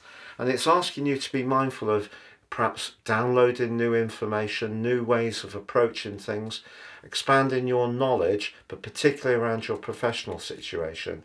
But I think if you're open to change, but also developing your connections, who you know can be just as important as what you know. So that sets the scene as we come into this new month. But then Mercury, your ruler, shakes things up, because on the 2nd it moves into the sign of Leo. Mercury likes being in Leo, to be honest, because the fire gives it more get-go than the water of the host it had been of Cancer.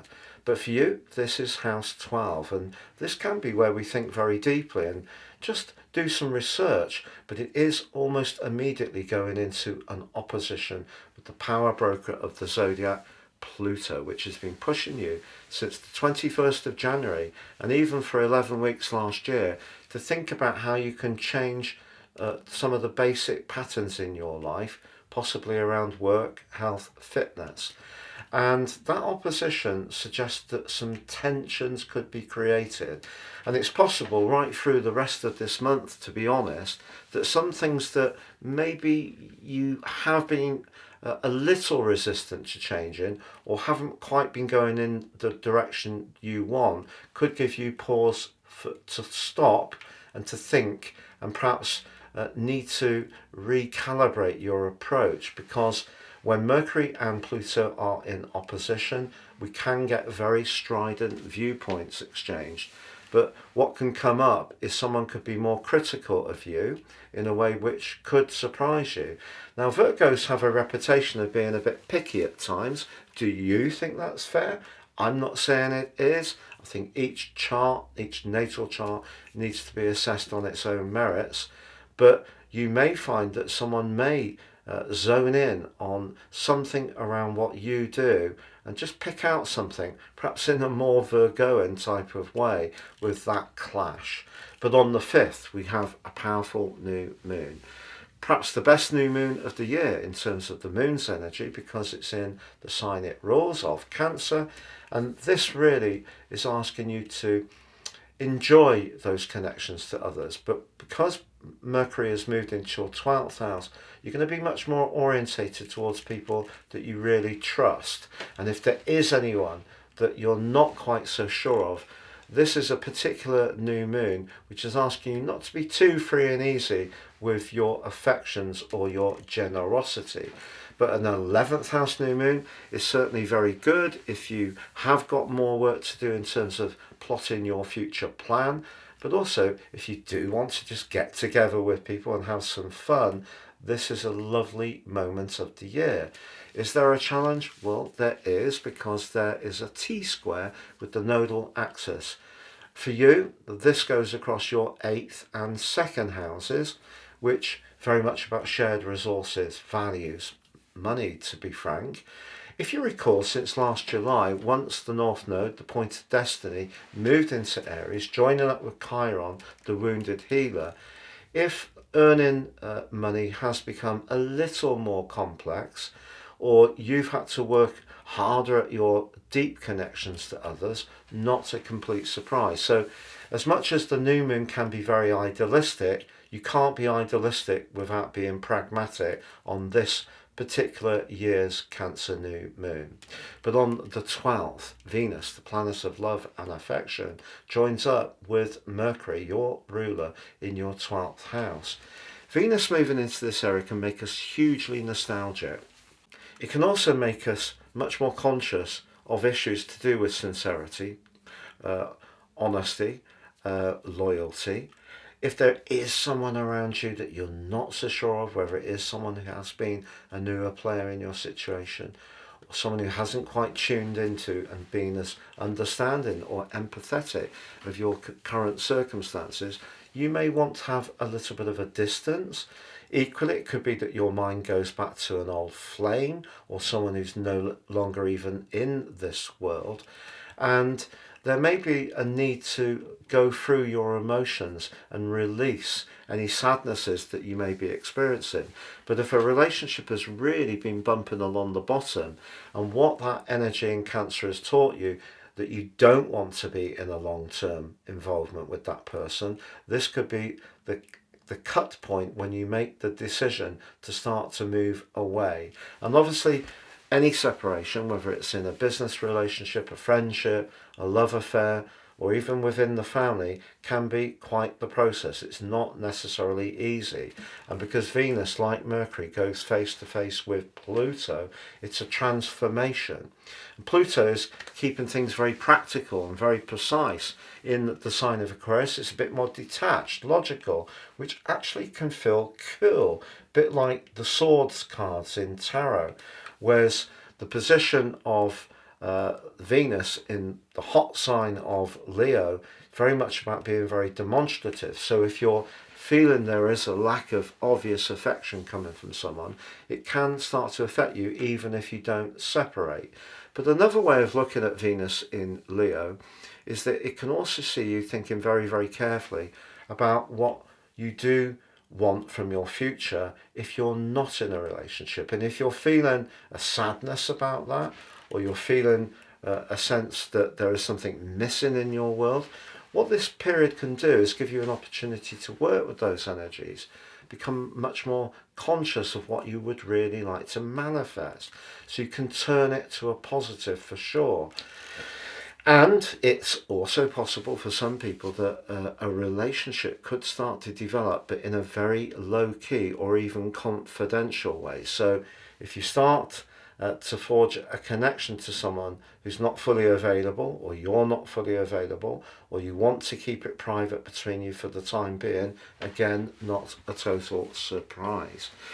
But the 20th is a big moment of this month, because Mars starts July up until the 20th in your 9th house, which is really pushing you to support that Uranian energy that's been quite challenging and provocative at times since March 2019 in terms of asking you to change things up. Mars has given you much more thrust to do that, but the area that may be right for a change could be around your work.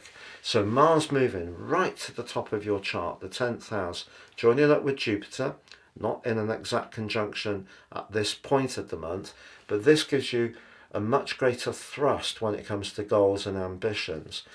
And then we have the second of the 2 consecutive Capricorn full moons.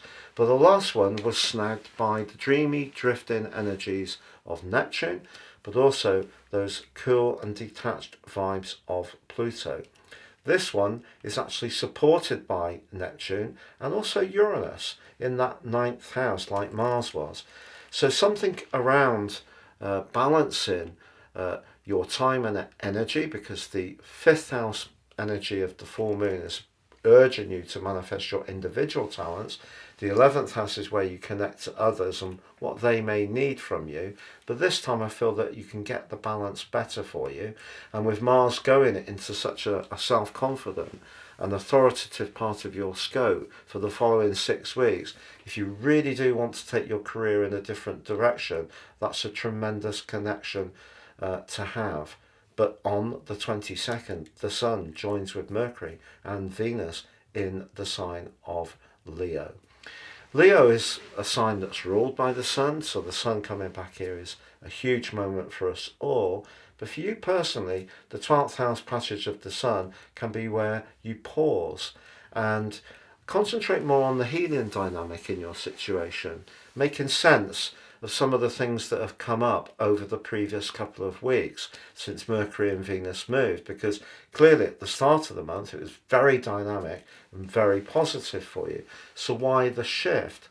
Well, the planets are just asking you to go through that positivity from the start of July to check out it really is meaningful. So, for example, we can have a hope, which is very much the 11th house, but then that turns out not to work out because there isn't enough practicality in that idea or that situation for it to be sustained. And being an earth sign like you are, you do like to see things in a tangible way. It can't just be theoretical. But on the 25th, Mercury, your ruler, returns home. And I think this is really going to be a fantastic moment for you, because it gives you a chance to move your thinking into the present in a much greater way, not feel quite so caught up in some vague anxieties or lower physical vitality. The Sun's still going to ask you for the following 3.5 weeks to work through some deep stuff, but Mercury definitely is helping you to prep up what is going to be a new cycle once the Sun moves into your sign next month. So you've got that excitement to look forward to. But the Sun going face to face with Pluto again, if there is something that you've done over a very, very long period of time that's been a big part of your world, perhaps you've provided some support services, some detailings, perhaps you've managed something very precisely, potential for something that's been very significantly part of the fabric of your life for eons to come or start to come to an end is very strong this month. But that 9th house energy at the start of the month, together with that 11th house energy, is telling you if you can be dynamic and work towards the things that are really exciting you now and not be so caught up in what you have been doing for so long, there is a key window of opportunity, because Mars forges an amazing link with Pluto from the 20th. If you did want to apply for a new job, raise your profile, be much more driven and ambitious, that combination is brilliant. But ironically, Mars and the Sun forge a great link, but perhaps in another way, what you do need to do is work behind the scenes on this new approach and do lots of research to really fulfill the ambition that Mars can bring.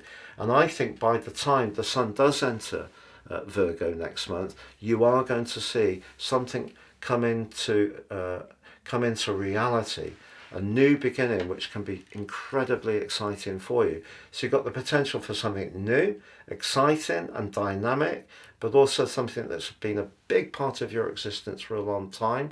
Perhaps a friendship, perhaps a relationship, perhaps an interest, perhaps a job, perhaps a role, but actually it's two very conflicting but also contrasting energies coexisting. And then with Chiron going into a retrograde towards the end of this month, if there has been some kind of dependency around how you've earned a living, or you've been very strongly connected to someone else who's been very successful, or a business that has, you're being asked over the next 5 months to come to terms with the fact that you may need to recreate your reality in a fresh way. So in total, Virgo, it's a very, very exciting month, but as ever with astrology, it's a lot to do with cycles. Some of the cycles are so exciting, like that link between Mars and Pluto, which can give you so much thrust around the start of week 3.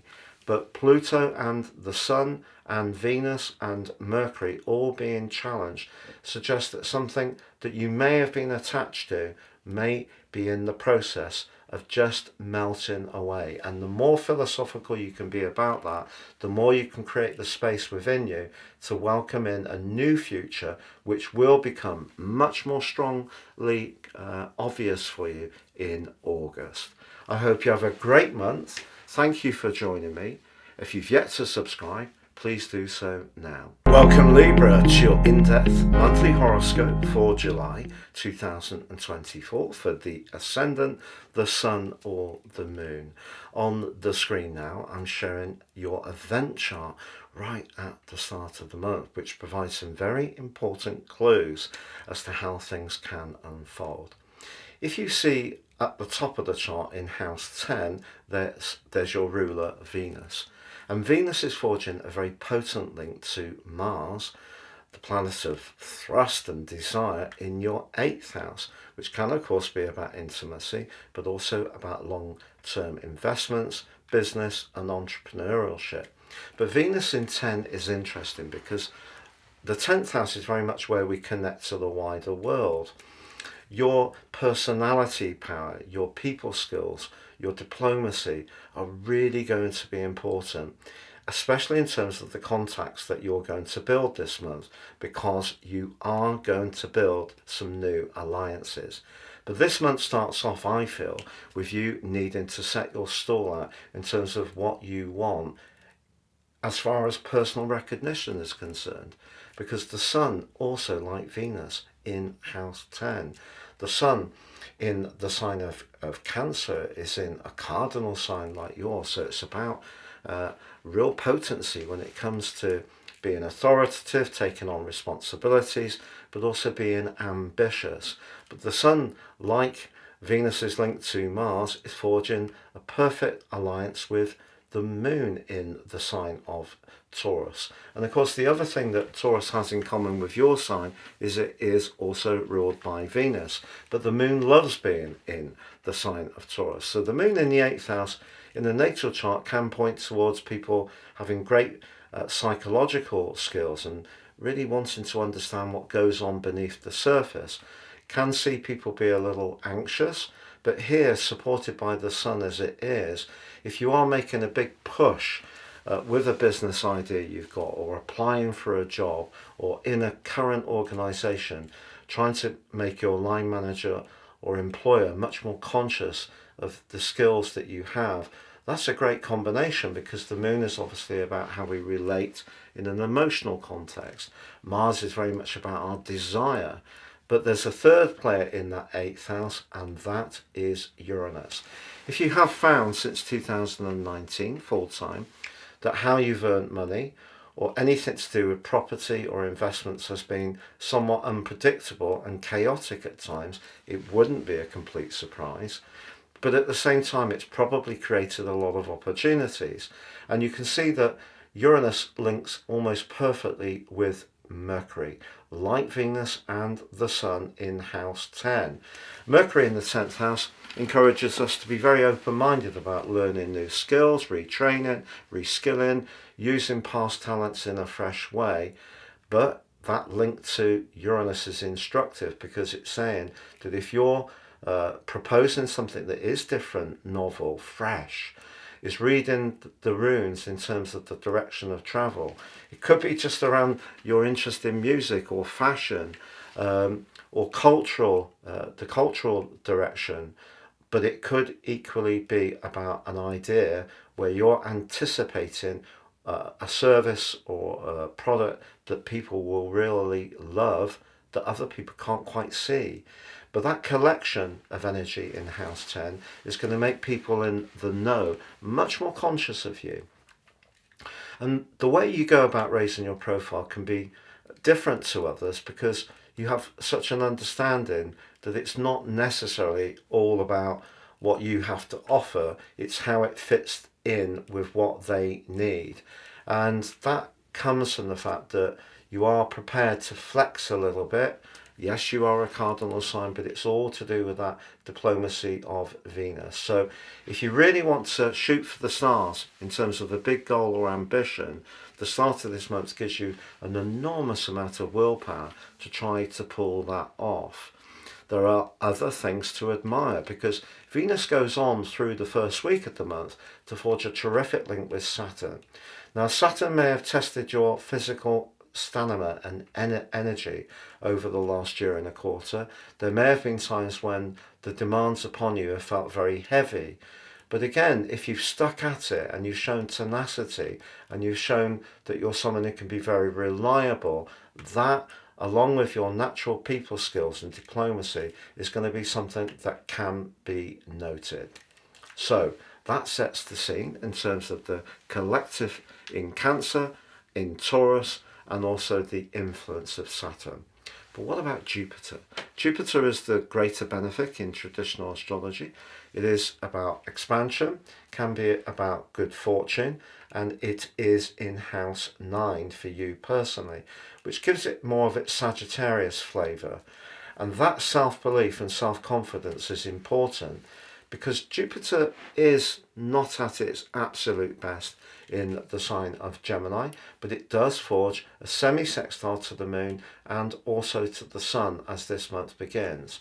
So your communicational skills, but also seeing the big picture, which is very 9th house, is going to be important. So your philosophies around whatever it is you're interested in, even if it's someone you're really drawn to romantically, that determination to and confidence to take the first step and to lean into their needs, it's all part of what can make this a very thrilling start to the month.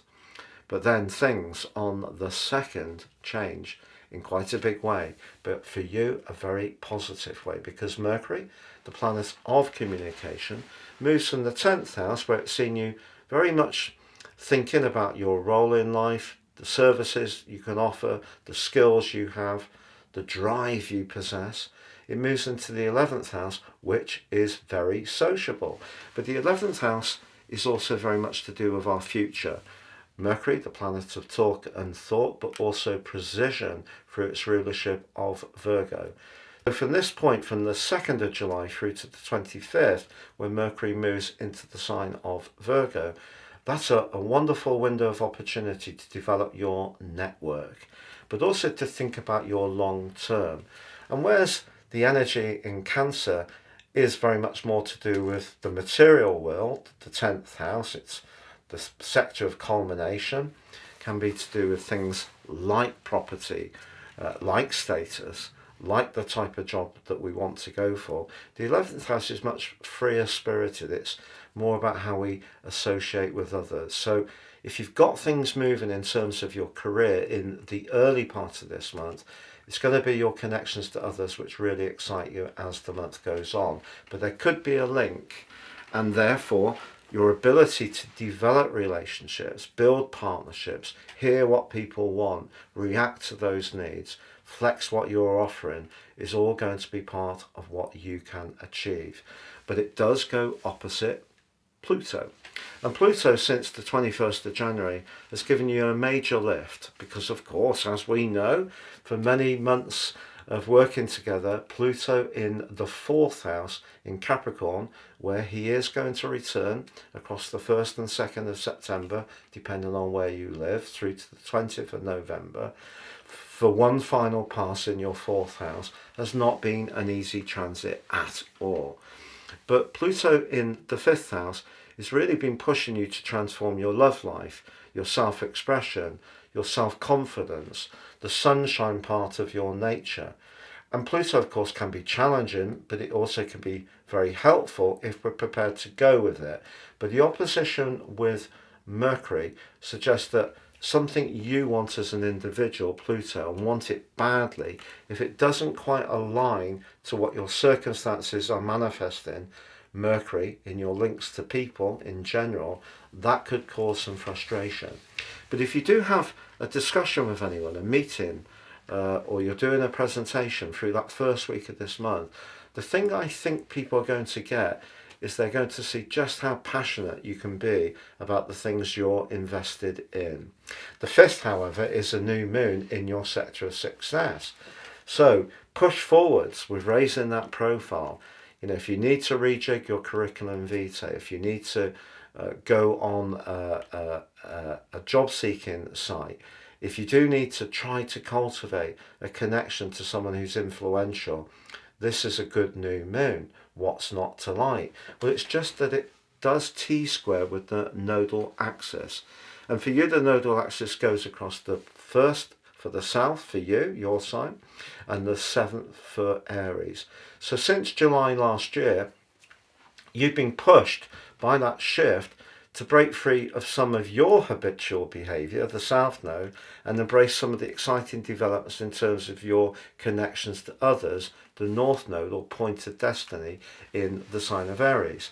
So the reason that they conflict the new moon is the new moon does in some ways suggest you may have to diminuate some of your individual needs if you really want success, to understand and fit in with what someone else wants from you. So there may be a little bit of a compromise. If you're someone who likes to get that perfect alignment, that perfect balance, this could throw you out a little bit, particularly if you're more of a bohemian type of person. But if you're quite happy in the corporate structure or strutting your stuff in standard business, it's a very positive new moon. You could even find yourself thinking about a property matter in the following 4 weeks. But on the 12th, an amazingly important event for you, because Venus returns to Leo. If you recall, Venus had a long stay in Leo last year. For you, the 11th house, very charming. If there are links that you're developing with Mercury in Leo, they can get warmer still with Venus's presence. But it, like Mercury, is challenged by Pluto. There could be somebody in your friendship circle, could even be a partner, who could feel a bit challenged by some of what you're trying to do at the present time. Maybe there is a fear that you're developing or going in a different direction, which could leave them feeling rather uncertain. But also it's possible that someone in your friendship circle is just rather jealous of the extra attention, acclaim and popularity that you're starting to generate. Just be conscious of that. But then on the 20th, one of the finest moments of the whole year for you, because Mars moves out of that 8th house where it's very much in keeping with the scorpionic vibe of very deep desire to improve things either in terms of intimacy or loot, especially long-term loot, and it moves into the 9th house, which can be about freedom, but it's also very much about independence and adventurism and travel. The 9th house and Mars in Gemini for you is very chatty. If you've got a message you want to convey, you can do so with a great deal of extra conviction over the following 6 weeks. But the key, Libra, is that Mars forges a perfect alliance with Pluto. So that link between these two rulers of Scorpio is so supercharged with possibility for you. If you teach or train, or you're an educator, or you're someone who's got a book that you want to publish, this is a pivotal time for your whole year, and you really can drive forwards with a tremendous tenacity, but determination not to be in any way thwarted. So Mars in the ninth house could see you want to break away from something that's no longer serving your greater purpose, because the eighth house energy is where we're most invested. If you've given it everything at the start of this month and still you don't really feel it's quite working, particularly around a romantic involvement, Mars could see you wanting to reassert your independence, but also you're going to feel so attractive, because Pluto and Mars together, if you do something more spontaneously and you're not so attuned to the reactions of others to you, that's going to give you a sense of empowerment, because your default can be so tuned in to checking in what other people are thinking or observing about you. In a way, this is encouraging you to break free of that kind of thinking. We also have the second of the two consecutive full moons in Capricorn, that fourth house energy again. And I feel that when the last one occurred across the 21st and 22nd of June, if you did feel a bit unsure about how to go forwards in terms of manifesting your worldly aims, and some of your own insecurities or fears or emotional or family limitations were inhibiting you, I think you're in a much better place now to find the sweet spot between that work-life balance. But then on the 22nd, the Sun fires its way home into the sign of Leo, joining up with Venus and Mercury initially. Mercury is going to be quite brief, only for 3 days, but the Sun also links to Mars, 11th house to 9th. If you go away with a group of friends towards the end of this month, you're going to have such a great time. It's going to be very energizing, very lively, could even be a bit provocative in some ways. You're going to want to push the boundaries a little bit, I feel, but just be aware the Sun also goes opposite Pluto. And the Sun in the 11th house is asking you to think very carefully about your connections, but also your future, but also your highest hopes. But also, with Pluto in attendance or applying to the Sun, it's asking you not to crush your passion in order to network and connect to others. And this is the perennial issue with Librans. It's about finding a way, and this is why the South Node being in Libra at the current time is so important. It's about finding a way to liberate yourself, to be true to who you really can be, which is very attuned to others but not ruled by others. It's being caring and sensitive to others, but at the same time not letting that guilt you into not doing what you need to do for you. So that could be the dynamic that comes up at the end of this month. But if there is something that isn't quite working for you, Mercury traveling into the sign of Virgo on the 23rd is going to give you food for thought as the month comes to a close. But also Chiron goes into a retrograde through to the 26th of December. And Chiron, like the North Node, in your 7th house. The sign of Aries and Chiron very much about identity. But if you're finding your identity by the approval or feedback you get from others too much, because we all like to, feel that people understand us, at least respect us. But it's all about this process with the nodal axis at the moment, which occurs once every around about 9.5 years. So the whole nodal axis is 18.6, so it's called the return nodal axis, and that's what you're going through at the present time. And the South Node with you could be where you stay to stay safe. And if that is too much people pleasing, the last part of this year with Chiron's help is to work on having more confidence to do what's right for you. And that's why the new moon on the 5th of this month is really important in terms of raising your profile and being less fearful if you don't quite fit what everyone wants from you, because there will be someone or somewhere else that you will fit in. So it's taking a stronger, more confident, more daring approach to life, particularly once Mars links to Pluto and the Sun in the last 10 days of this month. So lots of opportunities for you professionally, but lots of opportunities in terms of your personal development. Have a great month, Libra. Thank you so much for joining me, and if you've yet to subscribe, please do so now. Welcome, Scorpio, to your in-depth monthly forecast for July 2024 for the ascendant, the Sun, or the Moon. On the screen now, I'm showing your event chart right at the start of the month. Now, we need to be mindful of your two rulers, traditional Mars and modern Pluto. Mars is in your sector of relating. Mars in the 7th house, as this is, can be quite feisty, but it's also brilliant for being a lot more assertive, and it's forging a fantastic link to Venus right at the start of the month. So Venus is in the part of your situation to do with higher truths, but also adventure and independence.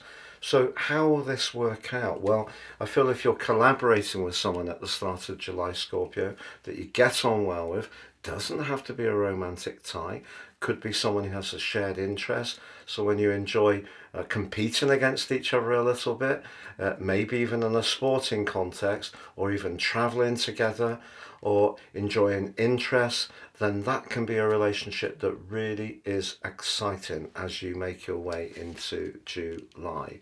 But Pluto has, of course, been on your 4th house cusp since the 21st of January. And that may have been evoking some quite deep changes around what you want in terms of where you live and how you live, but also in terms of your emotions and also family affairs. And even in terms of how you see yourself, there may have been some big shifts going on. So those are the big standouts at the start of this month. The moon in the sign of Taurus is broadly in a square with Pluto. So you can see the moon just below Mars in Taurus. But the moon loves being in Taurus. It's exalted there. So it's a great position because it softens the assertion of Mars, brings a bit more need for harmonization, balance, and exchanges of goodwill. But that link back to Pluto suggests there could be some talking or dialogue around some very deep relationship matters in the very closest ties in your life. But we also have the moon linking back from house 7, relationships, to the sun in house 9. So that's also echoing that Venus-Mars link, where if you're collaborating with somebody on something that's exciting, it can be something that is supported by the sun and the moon too. What about Mercury? Well, Mercury is also like Venus and the sun in your sister water sign of Cancer, but right at the top of your chart. So it's pretty well pivoting in an opposition to Pluto. And we always need to be mindful of the planet that's most northerly on any chart wheel. So Mercury's really influential as you come into this month. Mercury in the 9th house could see you restless.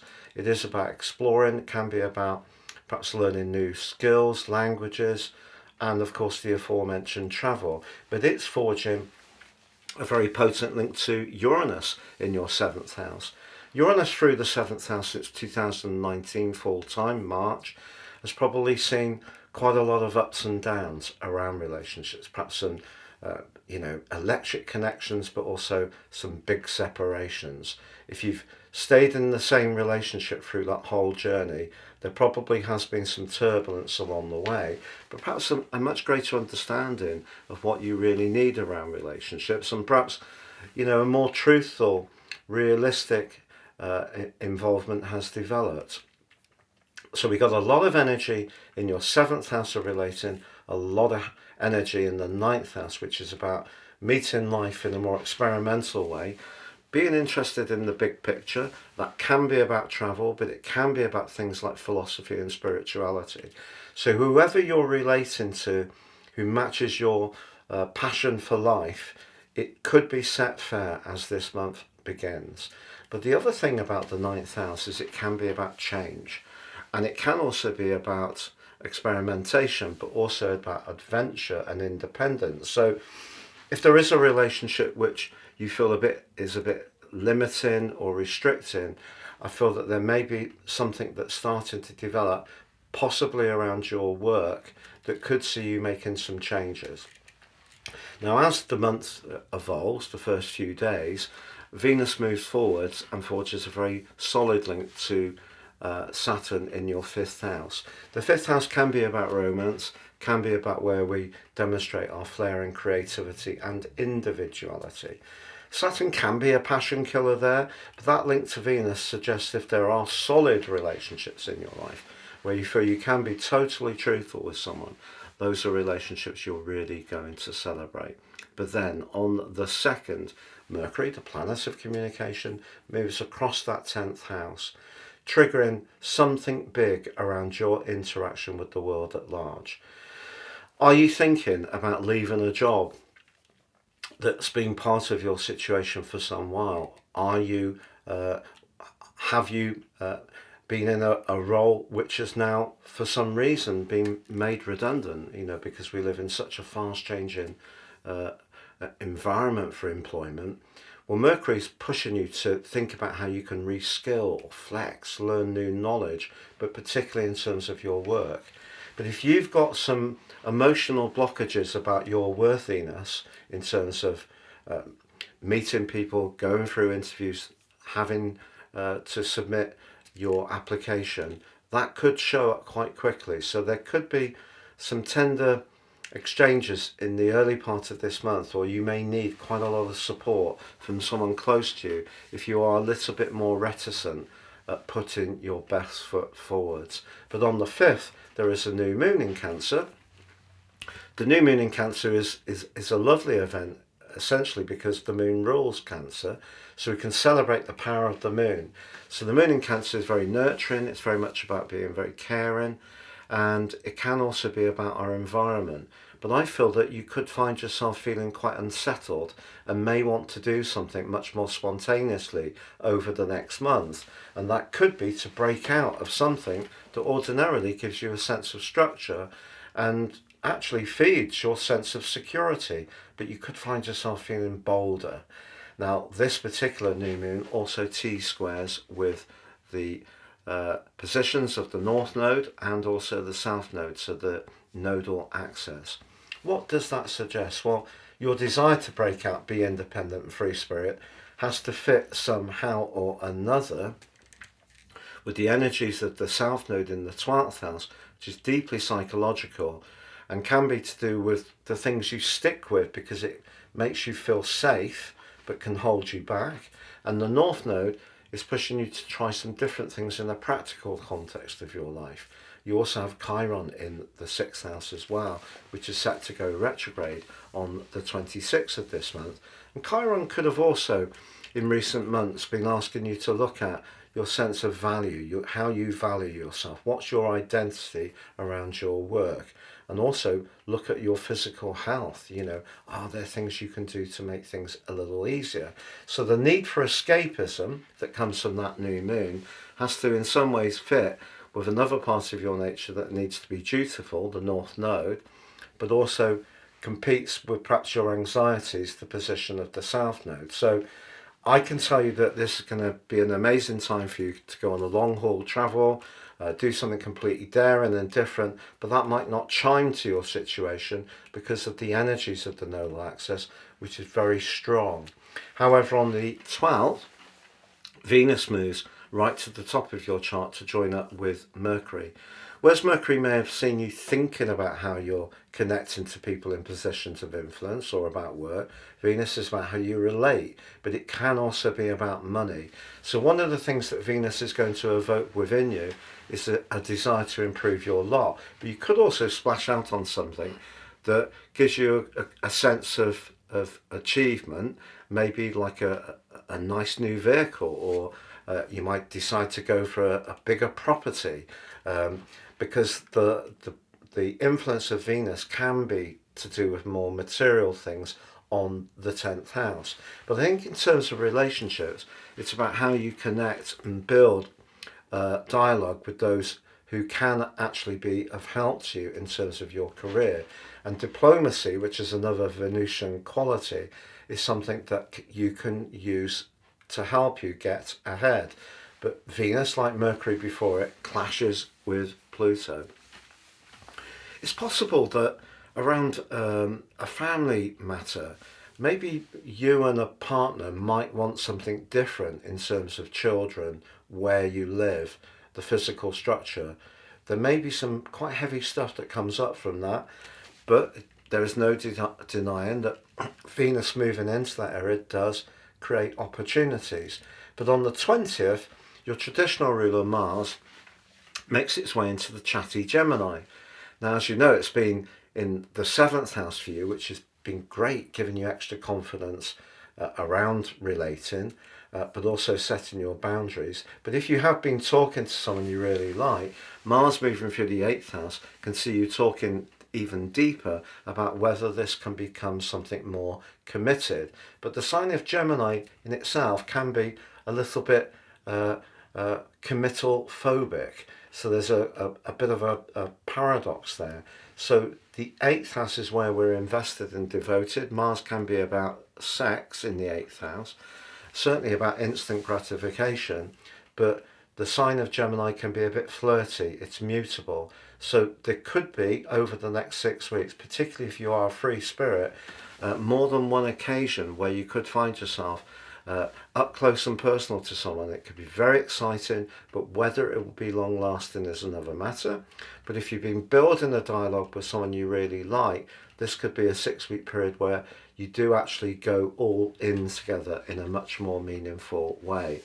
But the key is Mars forges an immediate link to your modern ruler of Pluto in your 4th house. So if there's something evolving in your life, like a property renovation, or you're buying and selling real estate, or you're looking to develop the inner workings of your emotions in quite a passionate way. So for example, if you decide that you're going to actively engage with some counselling, or download some kind of self-help app, that would be a critical moment. But your determination could be very strong with your two rulers collaborating so well. On the 21st, we have the second of the two Capricorn full moons that we've got this year. The last one was snagged by Pluto in the 4th house for you, and therefore the conversations you were having on the last full moon needed to be informed by your deep feelings, but also because Neptune, right at the end of your 5th house, not nearly on the 6th, meant that if you were trying to escape something, the Sun in the 9th house, the dialogue, the Moon in the 3rd house, needed to work with those responsibilities and obligations that I've been talking to you about in terms of the North Node and Chiron. So that was a tricky full moon. This one is very positive because it links brilliantly to Uranus, and also Neptune blesses it. So your instinctiveness and also openness to being in touch with the things we can't always see, you know, the more ephemeral parts of life. So instinct, if you feel pulled instinctively to have a conversation or get in touch with someone, because this full moon still activates the 3rd and 9th houses, very much about dialogue, then go for it, because there could be an exciting connection that comes from this full moon over the following 2 weeks. But then on the 22nd, the Sun goes right to the top of your chart, the 10th house cusp. The Sun rules the sign of Leo, so it's coming home for the first time in 11 months. And if you are someone who is very, very ambitious, and you do want to get recognition for what you have to offer, or you want to snaffle that new job, whereas Mercury has given you the dialogue, Venus the charm, and perhaps the desire to splash out, the Sun is more about your drive. So your drive to manifest some kind of improvement in terms of your recognition, your goals and ambitions, the amount of visibility you have to raise that in a meaningful way is going to be very strong. But once again, you have to overcome any inner blockages that might inhibit the process, which could be there through Pluto in an opposition with the Sun. You also may encounter someone, just like you did at the start of the month, who's very opinionated, because Mercury opposite Pluto and the Sun opposite Pluto means we can encounter people who are on something of a power trip.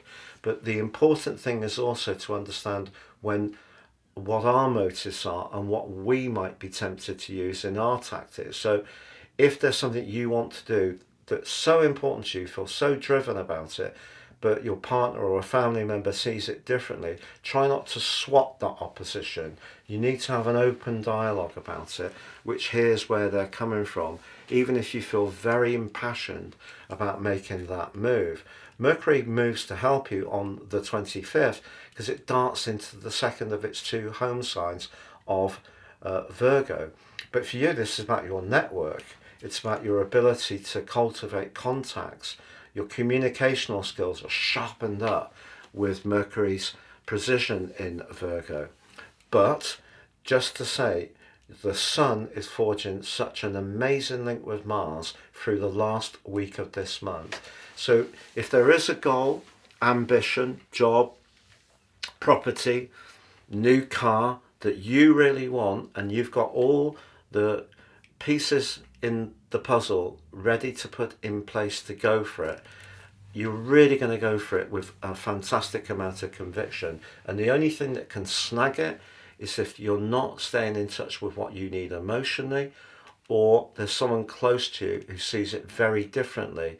And therefore, in that situation, you need to be a bit more patient and try to engender in them an enthusiasm for what you're trying to do by patiently explaining your big picture, because that's what the 10th house is about. It's about how we connect with the wider world. Now, if work and ambitions is not your thing, what are the other things that inspire you? Is it voluntary work? Is it helping people in your community? Is it your grandchildren? Is it your hobbies? Is it going on a world tour? Whatever the burning ambition is for you, it's going to come to the fore by the end of this month. But as Chiron goes retrograde on the 26th, it's important, along with that nodal axis on the new moon of the 5th, that you don't let practicalities, but also through Pluto, your own personal fears and inhibitions stop you from seizing what can be quite an immense amount of opportunities this month, whether it's in terms of travel, interests, relationships, or professionally, or in terms of goals and ambitions as the month goes on. It's been great to be with you, Scorpio. Have a lovely month, and please, if you've yet to do so, subscribe to my channel. Welcome, Sagittarius, to your in-depth monthly forecast for July 2024 for the Ascendant, the Sun, or the Moon. On the screen now, I'm showing the event chart right at the start of the month. Now, this provides some very important pointers of what we can expect immediately, but it's also a backdrop for the month in total. So we do need to take the start of the month's influences very seriously. And the thing we need to look at first of all, of course, is your ruler Jupiter. Jupiter continues in the sign of Gemini. So over the next year, through to June the 9th, 2025, a great opportunity to work hard and apply yourself around all sorts of connections and relationships to others. It doesn't have to be just confined to the romantic sphere. Building up goodwill is a very important commodity. But the thing is, with the start of this month, is Jupiter links brilliantly to both the Sun and also the Moon. Now, they themselves are in a sextile, so Jupiter splits them in what's known as a semi-sextile, 60 degrees. But it suggests whether you're working with people on finance, the 8th house, the Sun, Venus, which is the ruler of money, but also Mercury, very much about marketing and trade. If you're working on some kind of business arrangement, your ability to engender a good relationship, Jupiter, is important.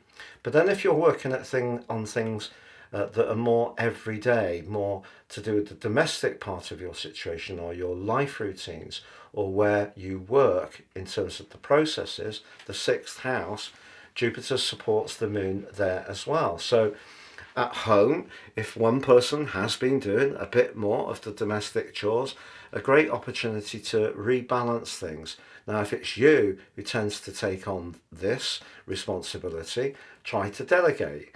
If it's somebody else who has been, working very hard, if you offer to take a few things off them, they'll likely be really delighted. But you can see we also have Mars and Uranus in house 6. Uranus has been in this area 4 times since March 2019, and probably it has felt at times a bit stressful, because Uranus in the 6th house can affect our nervous system.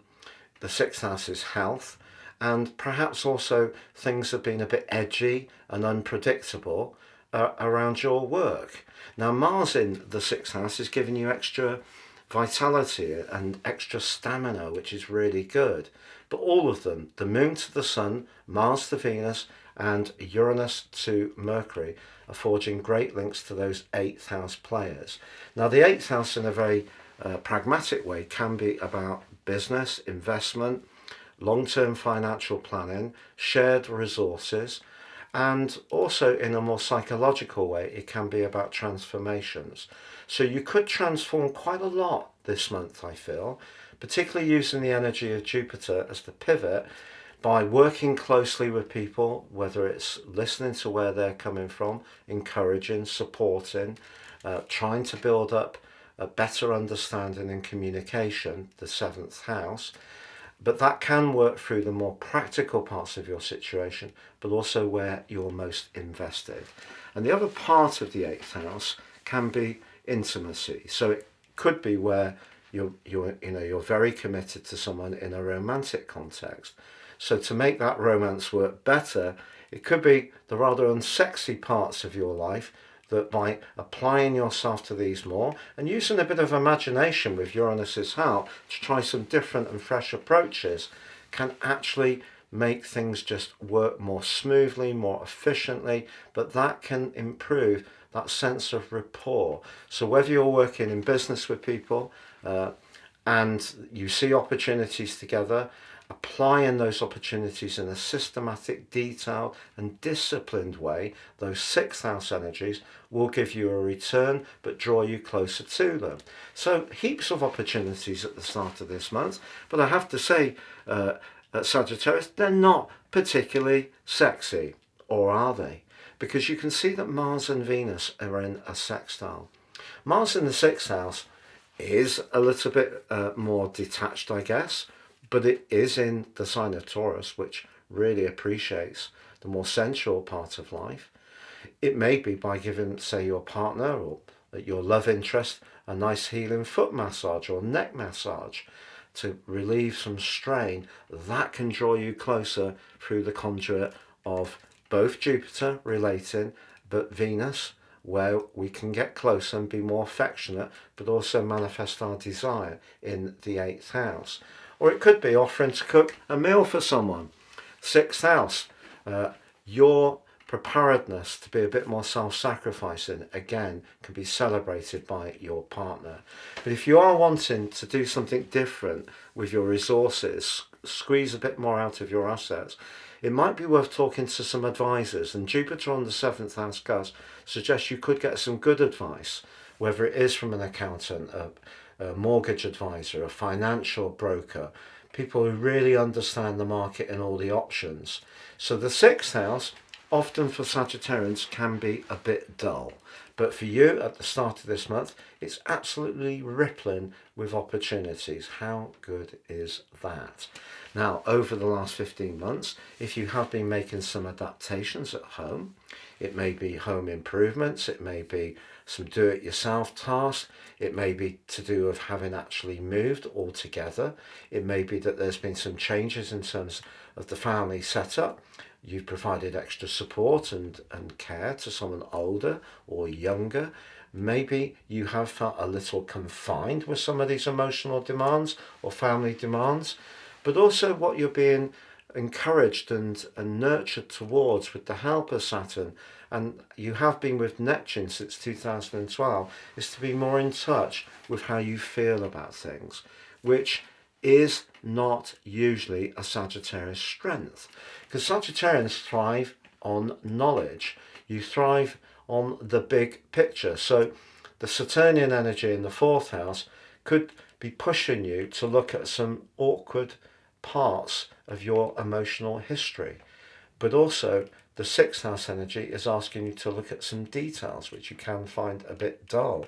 The eighth house is very much a deep dive and could lead to some big transformations. But again, it's not that ninth house energy that's very much part of your sign, which is about being free, independent, experimental, adventurous, a little bit flexing because of the mutability of your sign. It's quite deep stuff. So if you're prepared to apply yourself at the start of this month, some significant improvements can shape up, particularly with Saturn linking with Venus very well through the first week of this month. They're in a trine. So if you have really dedicated yourself to your family unit, to a particular person, to supporting the situation or transforming that property, you can start to see the progress. So all that very gratifying indeed. But that brings us to the 2nd of July, because then Mercury, the planet of communication, moves out of the deep house 8, where you've had your detective's mac on and you've been much more skeptical about what people say to you because you've been diving deep trying to unlock what they really meant. Mercury moves into house 9, which is your sister fire sign of Leo. To be honest, Mercury much prefers to be in Leo than it does in Cancer. Mercury benefits when things are logical, detached, precise, and communicative. The sign of Cancer can be quite emotional and therefore subjective around communication. So Mercury moving into your 9th house can trigger a desire for some of your more natural Sagittarian interests. For example, doing something spontaneously, breaking out, doing something to do with gaining some extra knowledge, signing up for a course, arranging a holiday, a trip, maybe thinking about foreign languages, playing a musical instrument. If you'd like to go to a college of higher education, perhaps in September, this would be a great time for you to really get the application moving in an earnest way. But Mercury moving through the 9th house can also reflect your love of higher knowledge, the big picture. If you ever meet up with Sagittarians, as I'm sure you have, in a bar and have a drink, the vast welter of knowledge that can be exchanged is really impressive. And that part of you that does like to talk about different things, philosophies, past experiences in terms of travel, can really be evoked. It's just that Mercury goes opposite Pluto. And this does require some care, because across the 9th and 3rd house cusp, that's about communication. Pluto, the 3rd house, your everyday communication. The 9th house, that big picture, but also the higher truth. For example, if some of the things that I've been describing in terms of opportunities are not working for you, how Mercury may fit your particular situation is arouse within you a desire to escape something that isn't working. Even if you've tried your absolute hardest to dive in, commit yourself, explore the options, try and get close to someone, if it doesn't feel right, Mercury's going to make you much more strongly aware of what really hits your sweet spot in terms of your higher truth. And that means you may have to have a difficult conversation. And it may be a conversation that isn't going to be easy. And that could trigger back a response. And that response can be very powerful. So do be prepared for some frank exchanges of views pretty early in this month with that move. But if you are wanting to do something that's much more free-spirited, Mercury moving into Leo is lovely. The fire of Leo really brings warmth to Mercury's interaction. But I would say if you do end up having that conversation with someone about the big picture, for example, we've got some big events happening in the early part of July. We've got obviously the British general election, but also we have the American Day of Independence, and that's a big celebration. And of course, there's a lot of discourse in both countries about the direction of travel. So you may find yourself having a bit of a tussle with someone who's just as determined to state their opinion as you are with yours. So just be conscious of that. Now on the 5th, we have a new moon. New moon's in Cancer. Can you get any better than that? Because the moon rules the sign of Cancer, but it is for you, house 8, very much transformational. The 8th house can see some things come to a close. And that's one of the painful realities of Western life that I don't think we find easy. We're much more caught up in what we can achieve, what's exciting around the corner. Very Sagittarian, if you like. But understanding that life is a process and has cycles, and some of those cycles do end in a dissolving of what we have to begin again, there is the possibility that a situation like that could manifest itself for you over the following month. But it does still have huge opportunities. Again, if you're open to the emotional dimension, which, as I've hinted at, Sagittarians can be a little bit wary of. But this one is in a T-square with the nodal axis. Now, this is very, very powerful because the North Node, the point of destiny, is in your sister fire sign of Aries.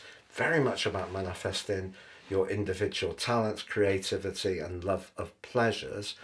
The South Node is in the 11th house. That's the part of your collective consciousness where you may have stayed rooted because it feels a bit more comfortable. So in a way, since last July, you've been asked to be more daring. And because the sign of Cancer can be about security, the 8th house can be where we're all in. If you're clinging on to something, and I'm not suggesting you are personally, but any of us, if we're staying attached to something that actually really we should be considering releasing because it's not making us feel secure, which is Cancer, it's actually trapping us because we're feeling needy in a way rather than giving ourselves the opportunity for liberation. Now, no sign understands liberation more than Sagittarians.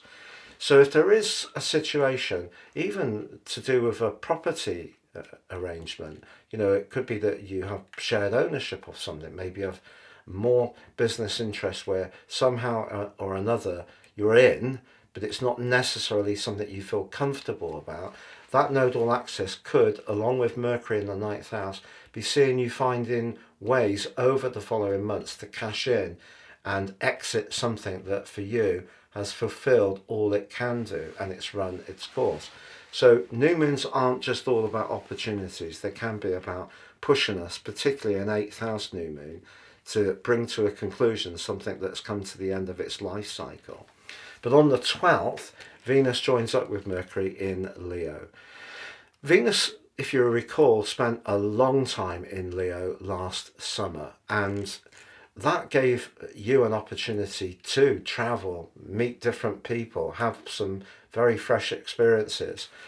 But this time it's going to be in its standard format, so the next 3 weeks is a chance for sure to enjoy some pleasant environmental experiences. So if you are traveling somewhere, of course we can all enjoy having nice food and having a dip in the sea or being by the pool, but you might actually find that going to check out some local history and the cultural stuff just as intriguing.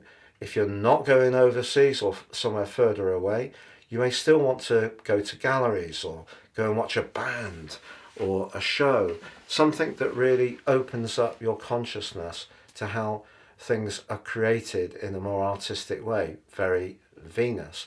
But also Venus moving into the 9th house can be very important about finding the higher truth in a romantic time. And because Venus is opposite Pluto, just like Mercury was, there could be a lot of intensity. You could meet someone at this time that you have an amazing connection with in terms of your ideas. So chat into those so-called wee small hours and really feel gripped. But it might not be something that's for the long term. It might be, but just be aware that 3rd, 9th energy, very mutable, very flexing, and it is about an exciting exchange. So it could be transactional. It's not so all in as the 8th house, where that new moon for Cancer is in a tie that's working well. So it can be flirty, essentially. So just be conscious of that. And a connection definitely possible, but also you could find some politics creep into a relationship if your belief systems don't match somebody else that you're aligning to. And again, it could be a friend. It doesn't have to be a romantic partner, but there could be some intensity. But then on the 20th, probably one of the most important days of the whole year, to be honest, because Mars moves out of that 6th house where it's uber practical, can be a bit more self-sacrificing for Mars, because Mars can be about our ego and manifesting our individuality. And Mars has helped you to perhaps get a bit fitter, be more active, but it moves into house 7. And house 7 is relationships. So for the next 6 weeks, things can get really quite exciting, particularly if you're single or you're open to a new alliance. And one of the reasons for this is that Mars links to Pluto in your 3rd house. The 2 rulers of Scorpio are therefore collaborating. So the conversations you had through Pluto's opposition with Venus can be triggered again, but this way in such a hot manner. Mars in a natal chart can be a little problematic if that person doesn't have any balancing influences, and that could make them rather strident in terms of seeing things from their point of view around relationships. But it can definitely be an asset in the sense that giving us a greater strength, a greater need to make sure that our boundaries are clear. So the link with Pluto suggests some very powerful conversations can occur towards the end of this month. But on the 21st, we have the second of the 2 Capricorn full moons. This is all about the ins and outs of money. The last one was not easy because maybe you had a clash a month ago across the 21st or 22nd of June because you couldn't quite agree over the money or over the values or over the exchange of energies or input into a situation. This one I think is blessed with a lot more possibilities because the position of Neptune is actually very helpful and Uranus also is very good. And so if you're open-minded, actually I feel that, and you've worked hard from the last full moon a month ago, this one's going to pass off less eventfully. But then the Sun moves on the 22nd into Leo, the sign it rules. It's a brilliant moment for all of us, to be honest. What would we be without the Sun? You know, the Sun is at the heart of our whole existence. So the Sun returning here brings its warmth, it brings its charisma, it brings its flame. But ironically, it evokes the kind of energies that people relate to about your sign. You know, that person who's very experimental, open to new approaches, perhaps, you know, with quite a healthy regard for their knowledge and the information they can share, but certainly a super, and Mars also links brilliantly to the Sun. So through the last week of this month, around friendships particularly, or alliances you have with people that you have very similar values, or people you connect to if you are travelling, can prove to be really, really stimulating. But the Sun does go opposite Pluto. So you can see that Pluto boshes Mercury, Venus and the Sun in turn this month. So if we're conscious of the power of Pluto, Pluto very much to do with transforming your thinking, your immediate environment, your connection to your neighbourhood, to your siblings, to your ideas, to technology. All of those things are really being lit up by Pluto. But then Pluto opposite the Sun, the 3rd house can be our everyday patterns. The 9th house is where we want to open things up. Again, the potential for quite an intense debate, maybe even a disagreement, to be honest, but also the chance to have an exciting, very, very charismatic, electric connection to someone that's highly charged, but, you know, really will make you feel alive. Then on the 25th, Mercury moves out of the sign of Leo, and into your 10th house, which is very much to do with work. And of course, Virgo can be very much to do with discrimination, detailing, efficiencies. And if the desire to break out and do something different is to do with your professional situation, then that Mercury move is going to see you wanting to put a lot of energy at the end of this month into trying to reach the people that can be significant for your goals and ambitions. But then on the 26th, Chiron goes into a retrograde, which will last through to the 26th of December.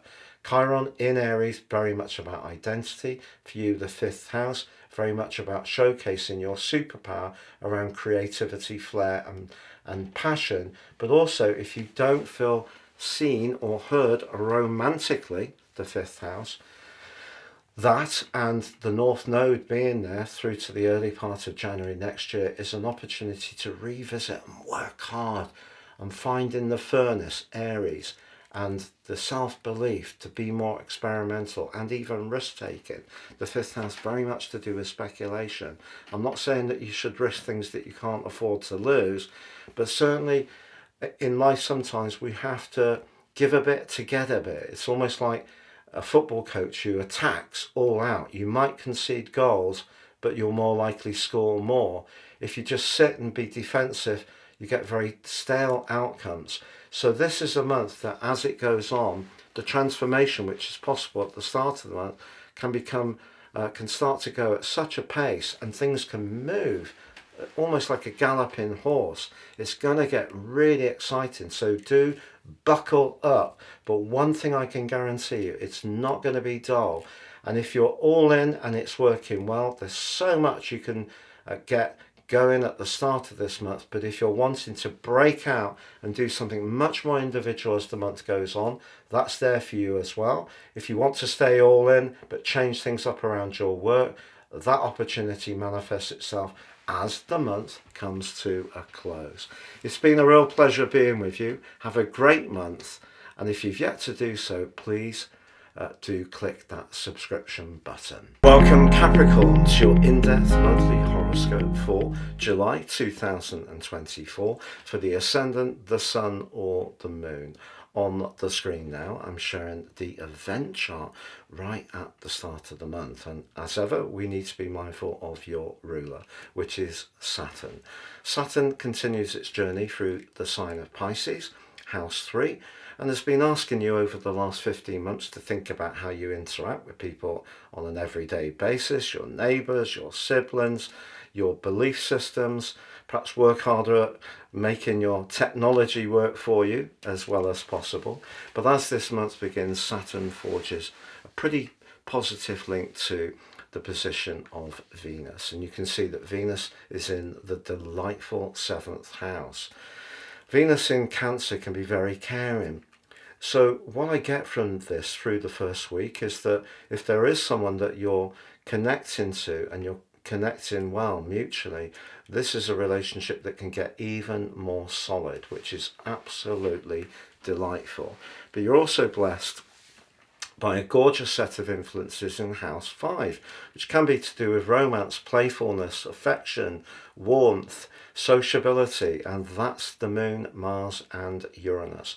Now Uranus has been perhaps a bit more provocative in this area since March 2019, pushing you to be a bit more daring about how you manifest your ideas. But I feel that the connection between the Moon and the Sun, very good. It's a sextile at the start of this month. If we think the Moon and the Sun, the luminaries are really at the heart of everything in our lives. The Sun, the warmth that gives us the daylight, and the Moon that gives us our emotional understanding. So I feel that you can use your good sense of humour, which is often a brilliant part of Capricorns, to great effect, particularly how you relate to people. And you can relate very skillfully with the Moon and the Sun in such a happy accord. But Mars is also in the 5th house. So 5th house is a kind of Leo vibe to it. Mars in Taurus, very sensual, loves the good things in life, can be quite raunchy. The 5th house link here is to Venus, like Saturn, your ruler. So again, we get a good balance between two planets which are to do with relating. And Venus again in the 7th house can help you to let go of the things that aren't quite perfect, to celebrate the things that are working well, to have that sense of harmony and goodwill and collaboration. But Mars does bring some sex appeal to the equation. So if someone's showing up in your situation in terms of an attraction, it's looking good. But also Uranus in this area is linking to Mercury. Mercury in the 7th house gives us an ability to hear what other people say in a bit more of a detached way, not to take it so personally if they see things differently. But Uranus, of course, can be quite zany. The 5th house, a bit more risk-taking. So if there is someone you like, that combination pushes you to, go for it. And even if it doesn't quite work out as you would like, you're going to know at least you've tried rather than sitting on your hands. So to be honest, Capricorn, of all the zodiac signs that I've gone through this month, this looks really, really encouraging as you make your way into July. And the thing with the return chart is it does provide a backdrop for the totality of the month. So the Sun and the Moon and Mercury in house 7 suggest you want equilibrium. You want to reach accords with people.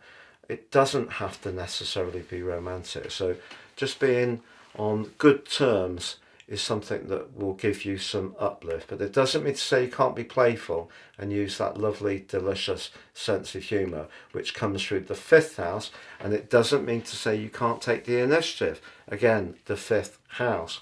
If you have children, the Moon in the 5th house could mean that their pursuits, interests and achievements are something that give you a great deal of enrichment this month too. But then on the 2nd, Mercury starts to change the equation somewhat, moving into the sign of Leo. Mercury in Leo is proud, it's got extra confidence to say how it feels.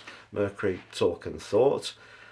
But the 8th house that essentially Mercury's moving into is much deeper.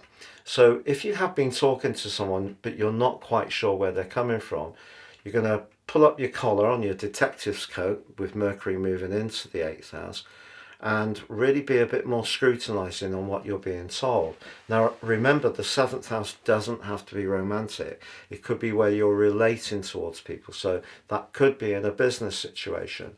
And the planets in turn, Mercury, Venus and the Sun, moving into the 8th house as this month goes on, changes the accent from the conversation to the firm commitment or the decision to break free. And that is how the 8th house works. It's quite polarised, all in or all out, whereas the 7th house can keep the dialogue going even if the outcome is not completely clear. And that process begins with Mercury going into 8, but it goes opposite Pluto in 2. 2-8, everyday finance Pluto, 8th house shared, business, investment. If you're thinking about doing something and you don't get the agreement of that person you're working with, it can definitely cause some contention. So an important conversation could take place around the start of this month as Mercury does essentially clash with Pluto. Also, Mercury opposite Pluto in the natal chart can see people being really quite opinionated and a little bit unbending and have a tendency to try to impose their point of view on us and not being that bothered if we don't actually agree. So just be aware you may encounter someone who's quite dogmatic. But then on the 5th, you have that gorgeous new moon in Cancer. Gorgeous because the moon rules the sign of Cancer and it's your sector of relating and it's for the next month. And the Capricorn full moon you had across 21-22 June, depending on where you lived, was really shook by the influence of Pluto and the confusion of Neptune. Now you get the second full moon in your sign this month on the 21st, but it's blessed by Neptune and Uranus. So this new moon, if you work through that full moon in really being clear about what your boundaries were around relationships, gives you a chance to recharge your relationships or really take that next step forwards towards that greater interaction or commitment. It's just that this is a new moon that does square up to the nodal axis in a T-square. And for you, the position of the North Node, but also Chiron, and if you recall that total solar eclipse, house 4, emotions. There's been a lot of emotion over the last few months that you're still working around. Perhaps it's to do with where you live, family, emotional matters that are very personally important to you. So the 7th house is where we can accept someone sees something differently, and the word accept is very important because we're not taking it personally if they see it differently. We're accepting that everyone has a right to see things differently, but also we have a right for us to see it differently. But if you're trying to relate to someone who sees things so differently, there's no common ground. It could actually be highlighted by this new moon. So I don't believe that new moons are all positive necessarily, and full moons are all negative. It depends on your natal chart, but also what's going on in your existing situation. So for you, if there's a relationship in the family or at work, the South Node 10th house position, where you don't feel heard, that's something that's going to exercise your thinking over the next couple of weeks, ready for that second Capricorn full moon. And if you still don't feel heard, it could be a time for you to check out, just being really truthful with you. But on the 12th, Venus joins up with Mercury in the sign of Leo, and Venus in the 8th house can actually be very hot. You know, if we think 8th house can be about intimacy and Venus desire, you could pull something to you, someone who really gets smitten with you in a big way. Because Pluto's opposite Venus, it can also turn up the intensity in an existing relationship.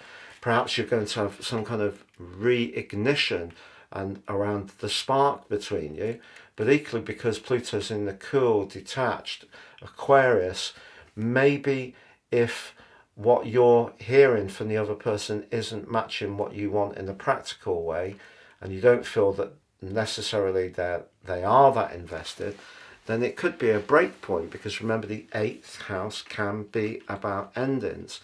But it also can be about entrepreneurship and long-term money, and Venus can be partnerships. So someone could come into your world who can be really good for you, but they might be quite a provocative influence. They might not necessarily agree with everything you feel or the way you want to go about things, and you're going to have to make a judgment call on what to do. Which brings us to the 20th, when Mars makes way from the 5th house, where it's just absolutely so charismatic, into house 6, where it's more self-sacrificing, to be honest. The next 6 weeks can see you determined to get a bit fitter, a bit leaner, be a bit more virtuous. Mars can be about a desire to be heard, but Mars in the 6th house can be that much more prepared to go the extra mile for other people, to be of service. But the sign of Gemini, the host, is about conversation. So you can have a lot of conversation in the following 6 weeks about work, fitness, health, routines, and you're going to learn a lot. But Mars links to Pluto in your 2nd house. If you really want to squeeze more out of your resources, your determination to do so can be absolutely fantastic. This combination could trigger a new job.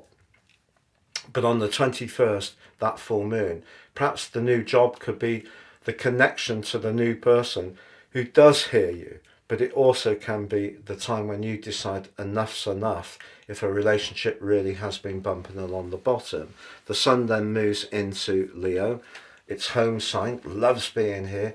The 8th house, something's going to transform in your life one way or another in the following 4 weeks. It could be your relationship to your own psychological well-being. It could be the things that you feel very, very passionate about. It could be what you do with your long-term finance, insurance, pensions, savings, that kind of stuff.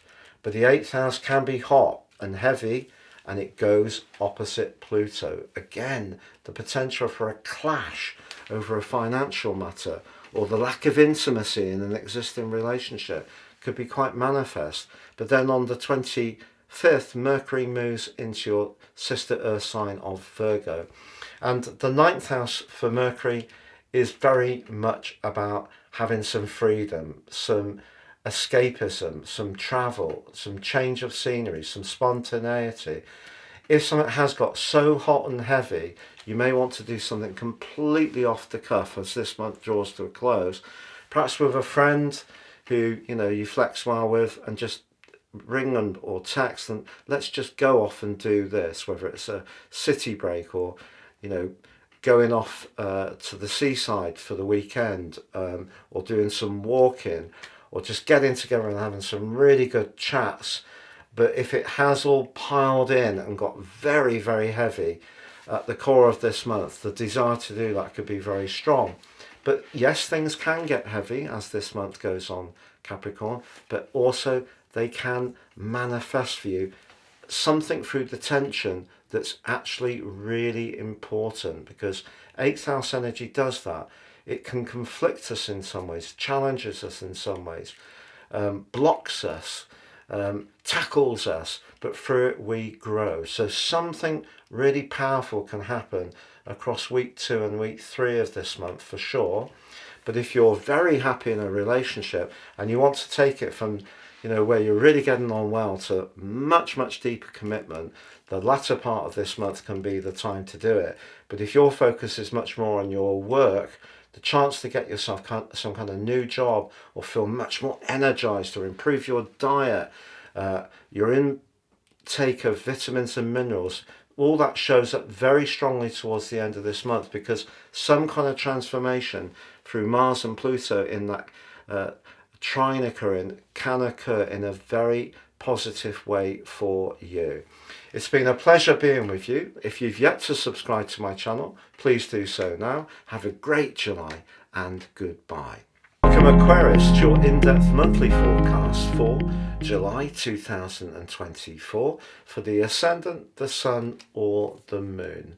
On the screen now I'm showing the event chart right at the start of the month. Let's just pick out some really important details, because the event chart does provide a backdrop for the whole of July, and Pluto is still in your sign despite the retrograde, very close to your first house cusp. The big takeout is it's broadly square to the Moon in your 4th house, very much about home and emotion and family, but it's pretty well opposite Mercury, the planet of communication. So could be some tensions around communications early in this month, but there's definitely some opportunities. The cluster of energy in Cancer, which is a sign that can be linked to the home, family, emotion, but in the 6th house for you personally is about practicalities. Uranus, your modern ruler, has been shaking things up around where you live, how you live there, and your emotional life in a big way since March 2019 full time. But as this month begins, Mercury, which is a planet that's exalted in your sign and also rules your 2nd decan, so you have a love of its communicational talent, Mercury is linking back to Uranus in a very productive way. And Mercury in the 6th house has a flavour of its rulership of Virgo. So it's about details. You can bring a detail to bear, Mercury, at the start of this month, and in a fresh way, Uranus being innovative, that creates some kind of solution. So something that may have felt stuck around your home, family or emotional situation could be resolved with that combination. But also, as I mentioned, you do have the Moon in the 4th house, but that's a great place for the Moon to be. The Moon loves being in Taurus, it's exalted here, but also the 4th house has a flavour of the sign of Cancer, where you've got that cluster of energy. And so guess what? The Moon links brilliantly to the Sun in Cancer, but because the Moon rules the sign of Cancer, we get some mutual receptivity. So I feel there's a great opportunity with the Moon and the Sun on such good terms for you to be sifting and refining and getting something about where you live in place in the way that you've been searching for some time, due to that restless energy of Uranus being quite a challenge. But also Mars in your 4th house, which may have made you a little bit prickly recently over the last 3 weeks or so. That's forging a perfect link with Venus too. All in all, the energy in Taurus, which is earthy, foundational, our values, but in your case, very much to do with where you live, your environment, your physical home, is linking well to the 6th house, all about making a number of small but important changes which make your life run more smoothly. So I feel that Uranus through the 4th house has been hard going practically and emotionally for Aquarius people, even as early as the middle of May 2018 for 5 months. And this particular return for this month suggests that a lot of the struggles that you may have gone through can start to work themselves out, and that points towards a calmer, more serene, more settled, emotional family and life organisational setup. And being an Aquarius myself, I'll take that all day long. But we also have the link between Saturn, your traditional ruler, in house 2, which has meant that maybe finance has been a little bit tight over the last 15 months. That's linking well to Venus. Whether it is around a relationship, which obviously Venus can be about, or about money, which is governed by Venus too, I feel that this points towards a kind of balance, making sure that you're staying within your boundaries, but you're okay with it. You might not have quite as much as you want, but you've come to a point of equanimity. So that's really sweet. Now, Jupiter, the planet of expansion and good fortune, retains its location in the most flamboyant part of your scope, the sign of Gemini, which can be great fun, quick-witted and very clever, but the 5th house, which is where we manifest our desire to showcase our talent, our creativity, but most of all our individuality. But Jupiter plays a star role at the start of this month, pivoting brilliantly with the moon, but also with the sun.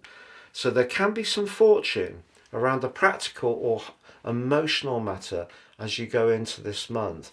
If you love animals, something around a new addition to the family can also bring a great deal of pleasure to you. But that takes us to the 2nd of July, because then Mercury moves forwards and moves into a direct opposition with Pluto over the following few days. Now, Pluto in your sign has been pushing you to reclaim your power, because in the 12th house, which it's going to return to for one final time from the 1st, 2nd of September, depending on where you live, through to 20th November, Pluto's been pushing us Aquarius people to reclaim what makes us individual, because those first 2.5 degrees of Aquarius have a double Uranian value. So daring to be different, being a bit more provocative, being less concerned with the more psychological domain that Pluto had been arousing since 2008, while there is one final visit back between those dates. But that opposition between Mercury and Pluto suggests there could be an intense encounter, and it could be a connection to someone that can be very good for you or me, but it also could be a challenge. And sometimes people we meet, we don't always understand who they are, or they may provide an opportunity, but we have to step outside our comfort zone. Or you may encounter someone from a romantic viewpoint, because Mercury moving into the 7th house sharpens up the ability to be a bit more detached in that inimitable Aquarius way, and accept that people aren't always like us. That's cool. They bring something different and fresh. That's the philosophy. What's the reality? Well, Aquarius people, of course, can be very invested in being a fixed sign, knowing what they know. So actually, despite the philosophy, someone who's different can actually be a bit scary. So something could happen at the start of this month which has real promise, but may require some scrutinization of who you are.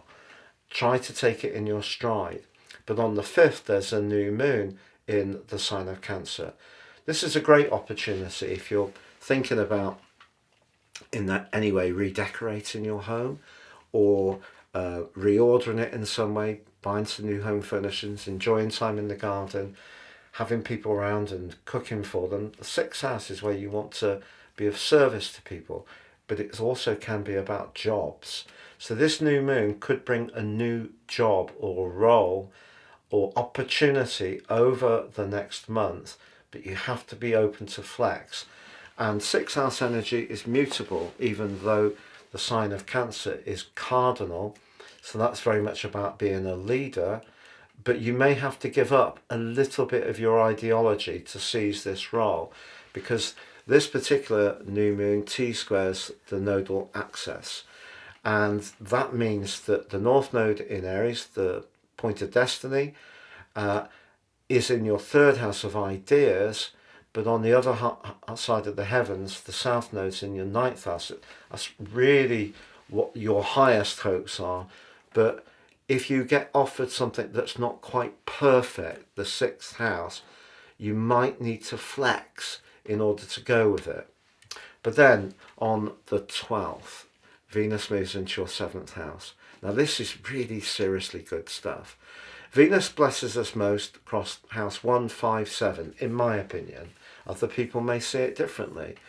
The seventh house with Venus enables Venus to find some point of connection, even if it's not a total agreement. So in other words, it's more easygoing. The sign of Leo obviously magnifies the glory of Venus. We had it for 4 months last year, if you recall. But here, it could bring someone really significant into your world, and I don't mean just romantically. So it could mean a new business connection or alliance or friendship, association that has some magic attached to it. But again, because it goes opposite Pluto on your side, don't be too bound up by how you've always done it and what you really believe in. You've got to stay flexible to seize the opportunities this month, Aquarius. But then, perhaps the most stunning move of the year, beyond, in my humble opinion, Jupiter moving to trine up with Pluto in your sign for the first time in our lifetimes. In fact, the first time for over 220 years. We've got Mars going into Gemini. Mars in Gemini, very interactive. Because you're an air sign, this is perfect. Linking back to Pluto.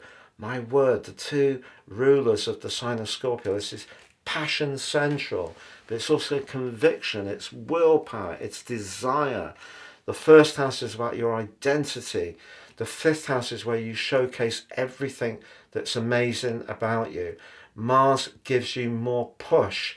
If you're someone who tends to be a little bit wary about being in the limelight, this really pushes you into it in a way you will deal with. Now, we do have the full moon, the second of the two Capricorn full moons on the 21st. And the interesting thing is, I don't know how you felt about the last one, but if you felt a bit washed out, drained, maybe psychologically much more vulnerable, all entirely possible, because the 12th house full moon evokes bits of ourselves we don't really want to look at, our past history, our pain, our trauma from the past, but also our deep psychology, the shadow side, whereas the Sun, Venus and Mercury on that event was all very practical in the 6th house. This time, obviously, Mercury and Venus have moved forwards into a better position for Aquarius people, but also Uranus, your modern ruler, provides a very supportive link, and Neptune, which caused confusion last time, actually provides some magic this time. So if you're in touch with yourself and just at peace that we all have that history, it's not all plain sailing. Life can be challenging. Don't judge yourself, because at this precise moment, then the Sun moves into Leo, which it rules, but links to Mars. So the last part of this month can be so dramatic. And also the link between the Sun and Pluto could create some conflict or tension. But if you can just believe in yourself and don't let fear inhibit you, because obviously the impact of a full moon can last 2 weeks. Don't let fear inhibit you. Then Mercury moves into the 8th house. If you are discussing a financial matter, it can be really good to go. Chiron goes retrograde on the 26th through to the 26th of December. What amazing synchronicity, 5 exact months. But Chiron in the 3rd house of ideas, meeting again the energy of the North Node in the third house to believe in your ideas. The solar eclipse, the spring, believe in your ideas, because the energy of Leo is where you forge a connection to people. It can be about relationships, but it can also be about where you set your boundaries, but set your stall out. It's where you engage. Find that midpoint between what you want as an individual, Pluto, and what other people expect from you, but in a way that feels right, that's in balance, in equilibrium. It's hugely exciting towards the end of this month. We had a lot of excitement at the start of June, but then Saturn started to put a dampener on things, if we're honest, followed by Neptune. So all that glorious fifth house energy in Gemini was shook out by the dour vibe of Saturn and the watery, draining energy of Neptune. This time you can be much more supercharged as the end of this month approaches, and there's loads of opportunities at the start of the month to really celebrate all the progress you've made around life's practicalities and your home and emotional situation through the disruptive years of Uranus in Taurus. Have a great July. Thank you so much. If you've yet to subscribe to my channel, please do so now. Welcome Pisces to your in-depth monthly horoscope for July 2024 for the Ascendant, the Sun or the Moon. On the screen now, I'm showing your event chart right at the start of the month, which provides some very important pointers on what's going to unfold, but also it does provide a backdrop for the whole of July. Now, we need to be mindful of your two rulers. Neptune continues just in your sign, and also Jupiter, your traditional ruler, is in your fourth house, very much to do with how you feel about things, where you live, family matters. But Jupiter, of course, can be a very buoyant, optimistic influence.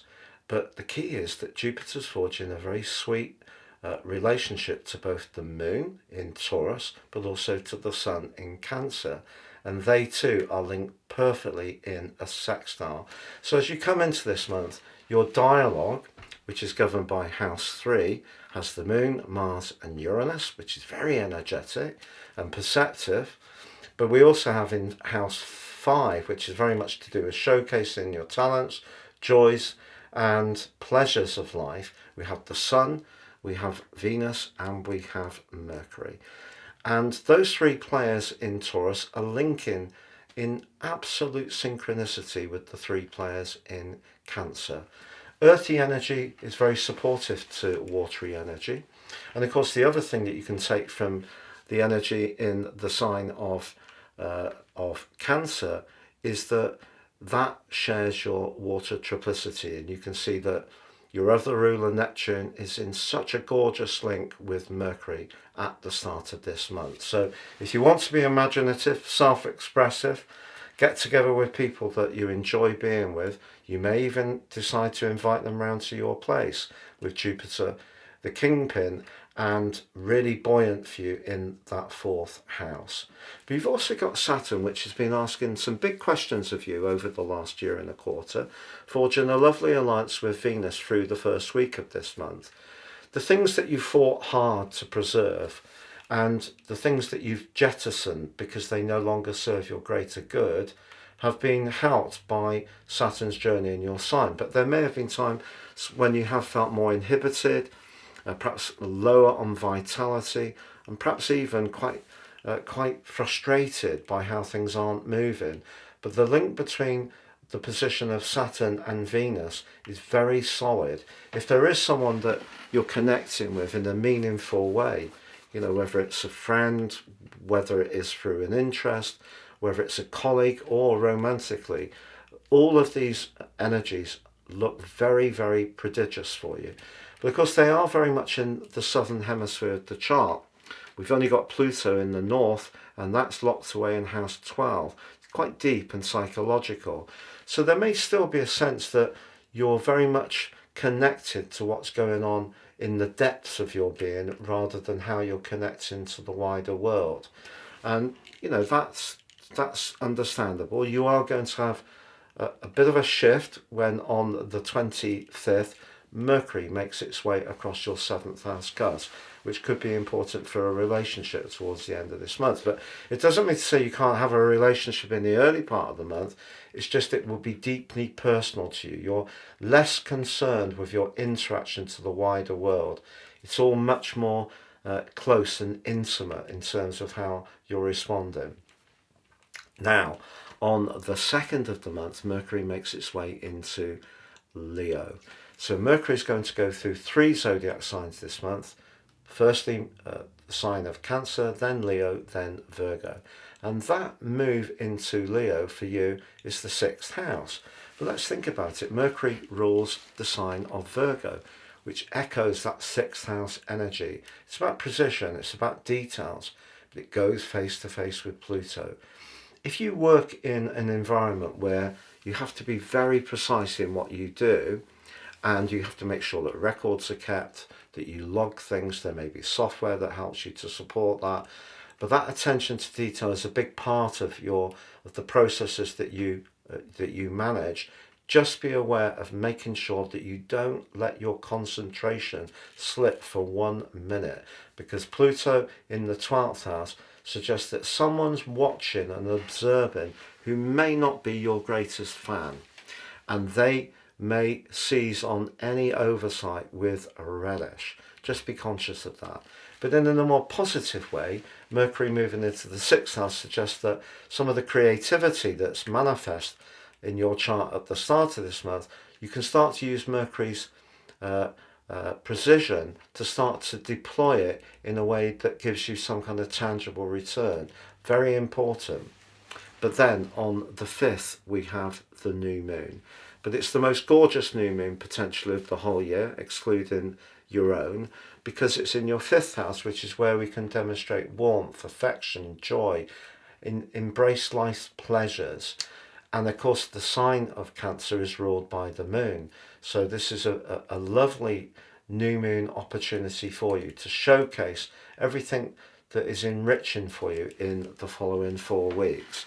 If your life has felt a little bit too self-sacrificing at times over a long period, perhaps you've been caught up in supporting others, this is your chance to give yourself permission to have some pleasure, whether it's going out with a friend for dinner, whether it's going to have a bit of a dance somewhere to some loud music, going to watch a band, letting your hair down a little bit, Pisces.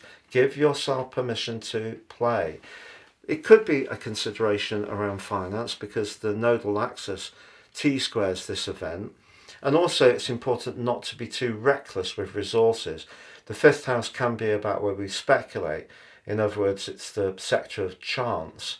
The French saying, bon chance, good luck. So the 5th house is where we can risk a bit to get a bit. But if you are thinking of having a little bit of a splurge on something, just be aware the nodal axis is asking you to make sure you can truly afford it. But on the 12th, Venus joins up with Mercury in Leo. If you recall, Venus was in Leo last year for a long period of time and 4 months, and that was because of the retrograde. And it's possible that you did develop some kind of connection to someone through your work, maybe romantically, or maybe you encountered someone in a very practical location, but did it actually go anywhere or not? It may have done. You get a chance to repeat the process this year, but through Venus's normal journey.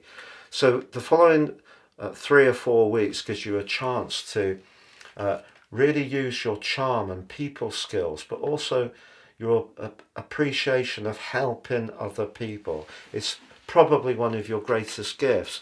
The problem with your greatest gift, Pisces, is you tend to be too good at it, and therefore can spend a lot of your time in the process of sacrificing, whether it's in a practical way or a spiritual and emotional way, which can dissolve your sense of identity because you get given out.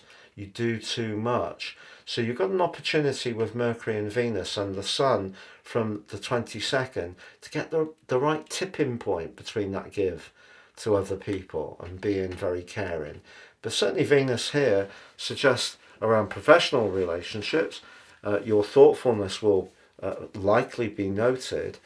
But it also suggests that in a romantic relationship, if there has been something that's been bubbling away in the background, perhaps to do with who contributes what on the domestic front, and it hasn't really been aired, it could be around week 2 of this month. And you might find it actually quite hurtful if someone sees something differently. But if you are a lover of animals, a new furry friend could be coming your way in the following weeks. The 20th, however, sees Mars move into the sign of Gemini. If something's been stuck that you've been working towards around a shift in your living arrangements, perhaps completion on a property purchase or a rental or a renovation, you've been waiting for contractors to turn up, Mars arriving here is going to see you absolutely determined to get this moving, and you're going to have a lot of spark. It also forges a very fierce but powerful link to Pluto. So the energy that you manifest to drive this forwards could come from the depths of you, but you could surprise people by how much passion and conviction you show to get what you need to protect you, because Mars in the 4th house is very protective. It can be a little defensive. But then on the 21st, we have the full moon. If you recall, we had across 21, 22 last month, but that one was snared by Neptune. This one's supported by Neptune and Uranus. There could be an exciting conversation. I feel that people want to spend time with you. You may be or may have been resisting this, maybe because of Pluto being in the 12th house. Maybe it's more historical because, of course, before Pluto, Saturn was in your 12th house.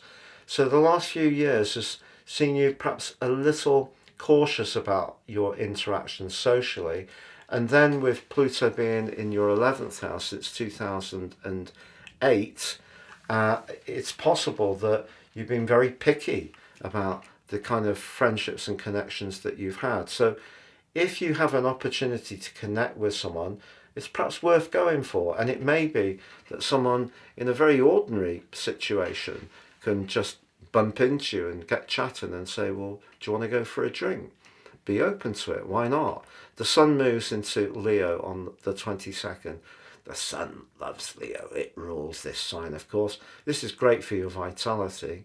But if there are some psychological things that you've had going on, for example, if your health and general energy have been lower than ideal, what Pluto's saying in its opposition with the sun is don't discount that. Don't feel too proud to understand we all have a shadow side. We all have a past. We all have a subconscious that's hard to read and understand. And again, because you spend so much time supporting others, are you ignoring or neglecting your needs, be they physical or emotional? That's what that Sun-Pluto opposition asks of you. But then on the 25th, Mercury moves into your opposite sign. If you need to talk to someone about your situation, it's going to be a conversation that can flow beautifully. But the Sun forges such an amazing link to Mars at the end of this month. Your motivation to get the practicalities in your life working well can be enormous. So if there has been that logjam in that home improvement scheme, it will be resolved at this point. And it can be like whoosh, you know, whether it's refitting the kitchen, redecorating, pulling up some old carpet and getting your floors all buffed up with a sander, that kind of, you know, deep stuff that gives you a real sense of satisfaction. If you're someone who enjoys upcycling or going to charity shops and snaffling some lovely old items, all of that stuff can come to the fore as this month draws to a close. But it starts this month in such a charismatic way, it just does get a bit more practical and a bit more psychological as it goes on, with the reminder for you to find that place where you can be caring to others, do your job with that dedication and going way beyond where most people go. But Mars is kind of saying to you, look, there is a limit to how much you can give. Make sure you set your boundaries a little higher, because people will respect you more. They really will. And by the end of this month, focus on your welfare. And that is the perfect way to surf July for you. Have a great month. If you've yet to subscribe, please do so now.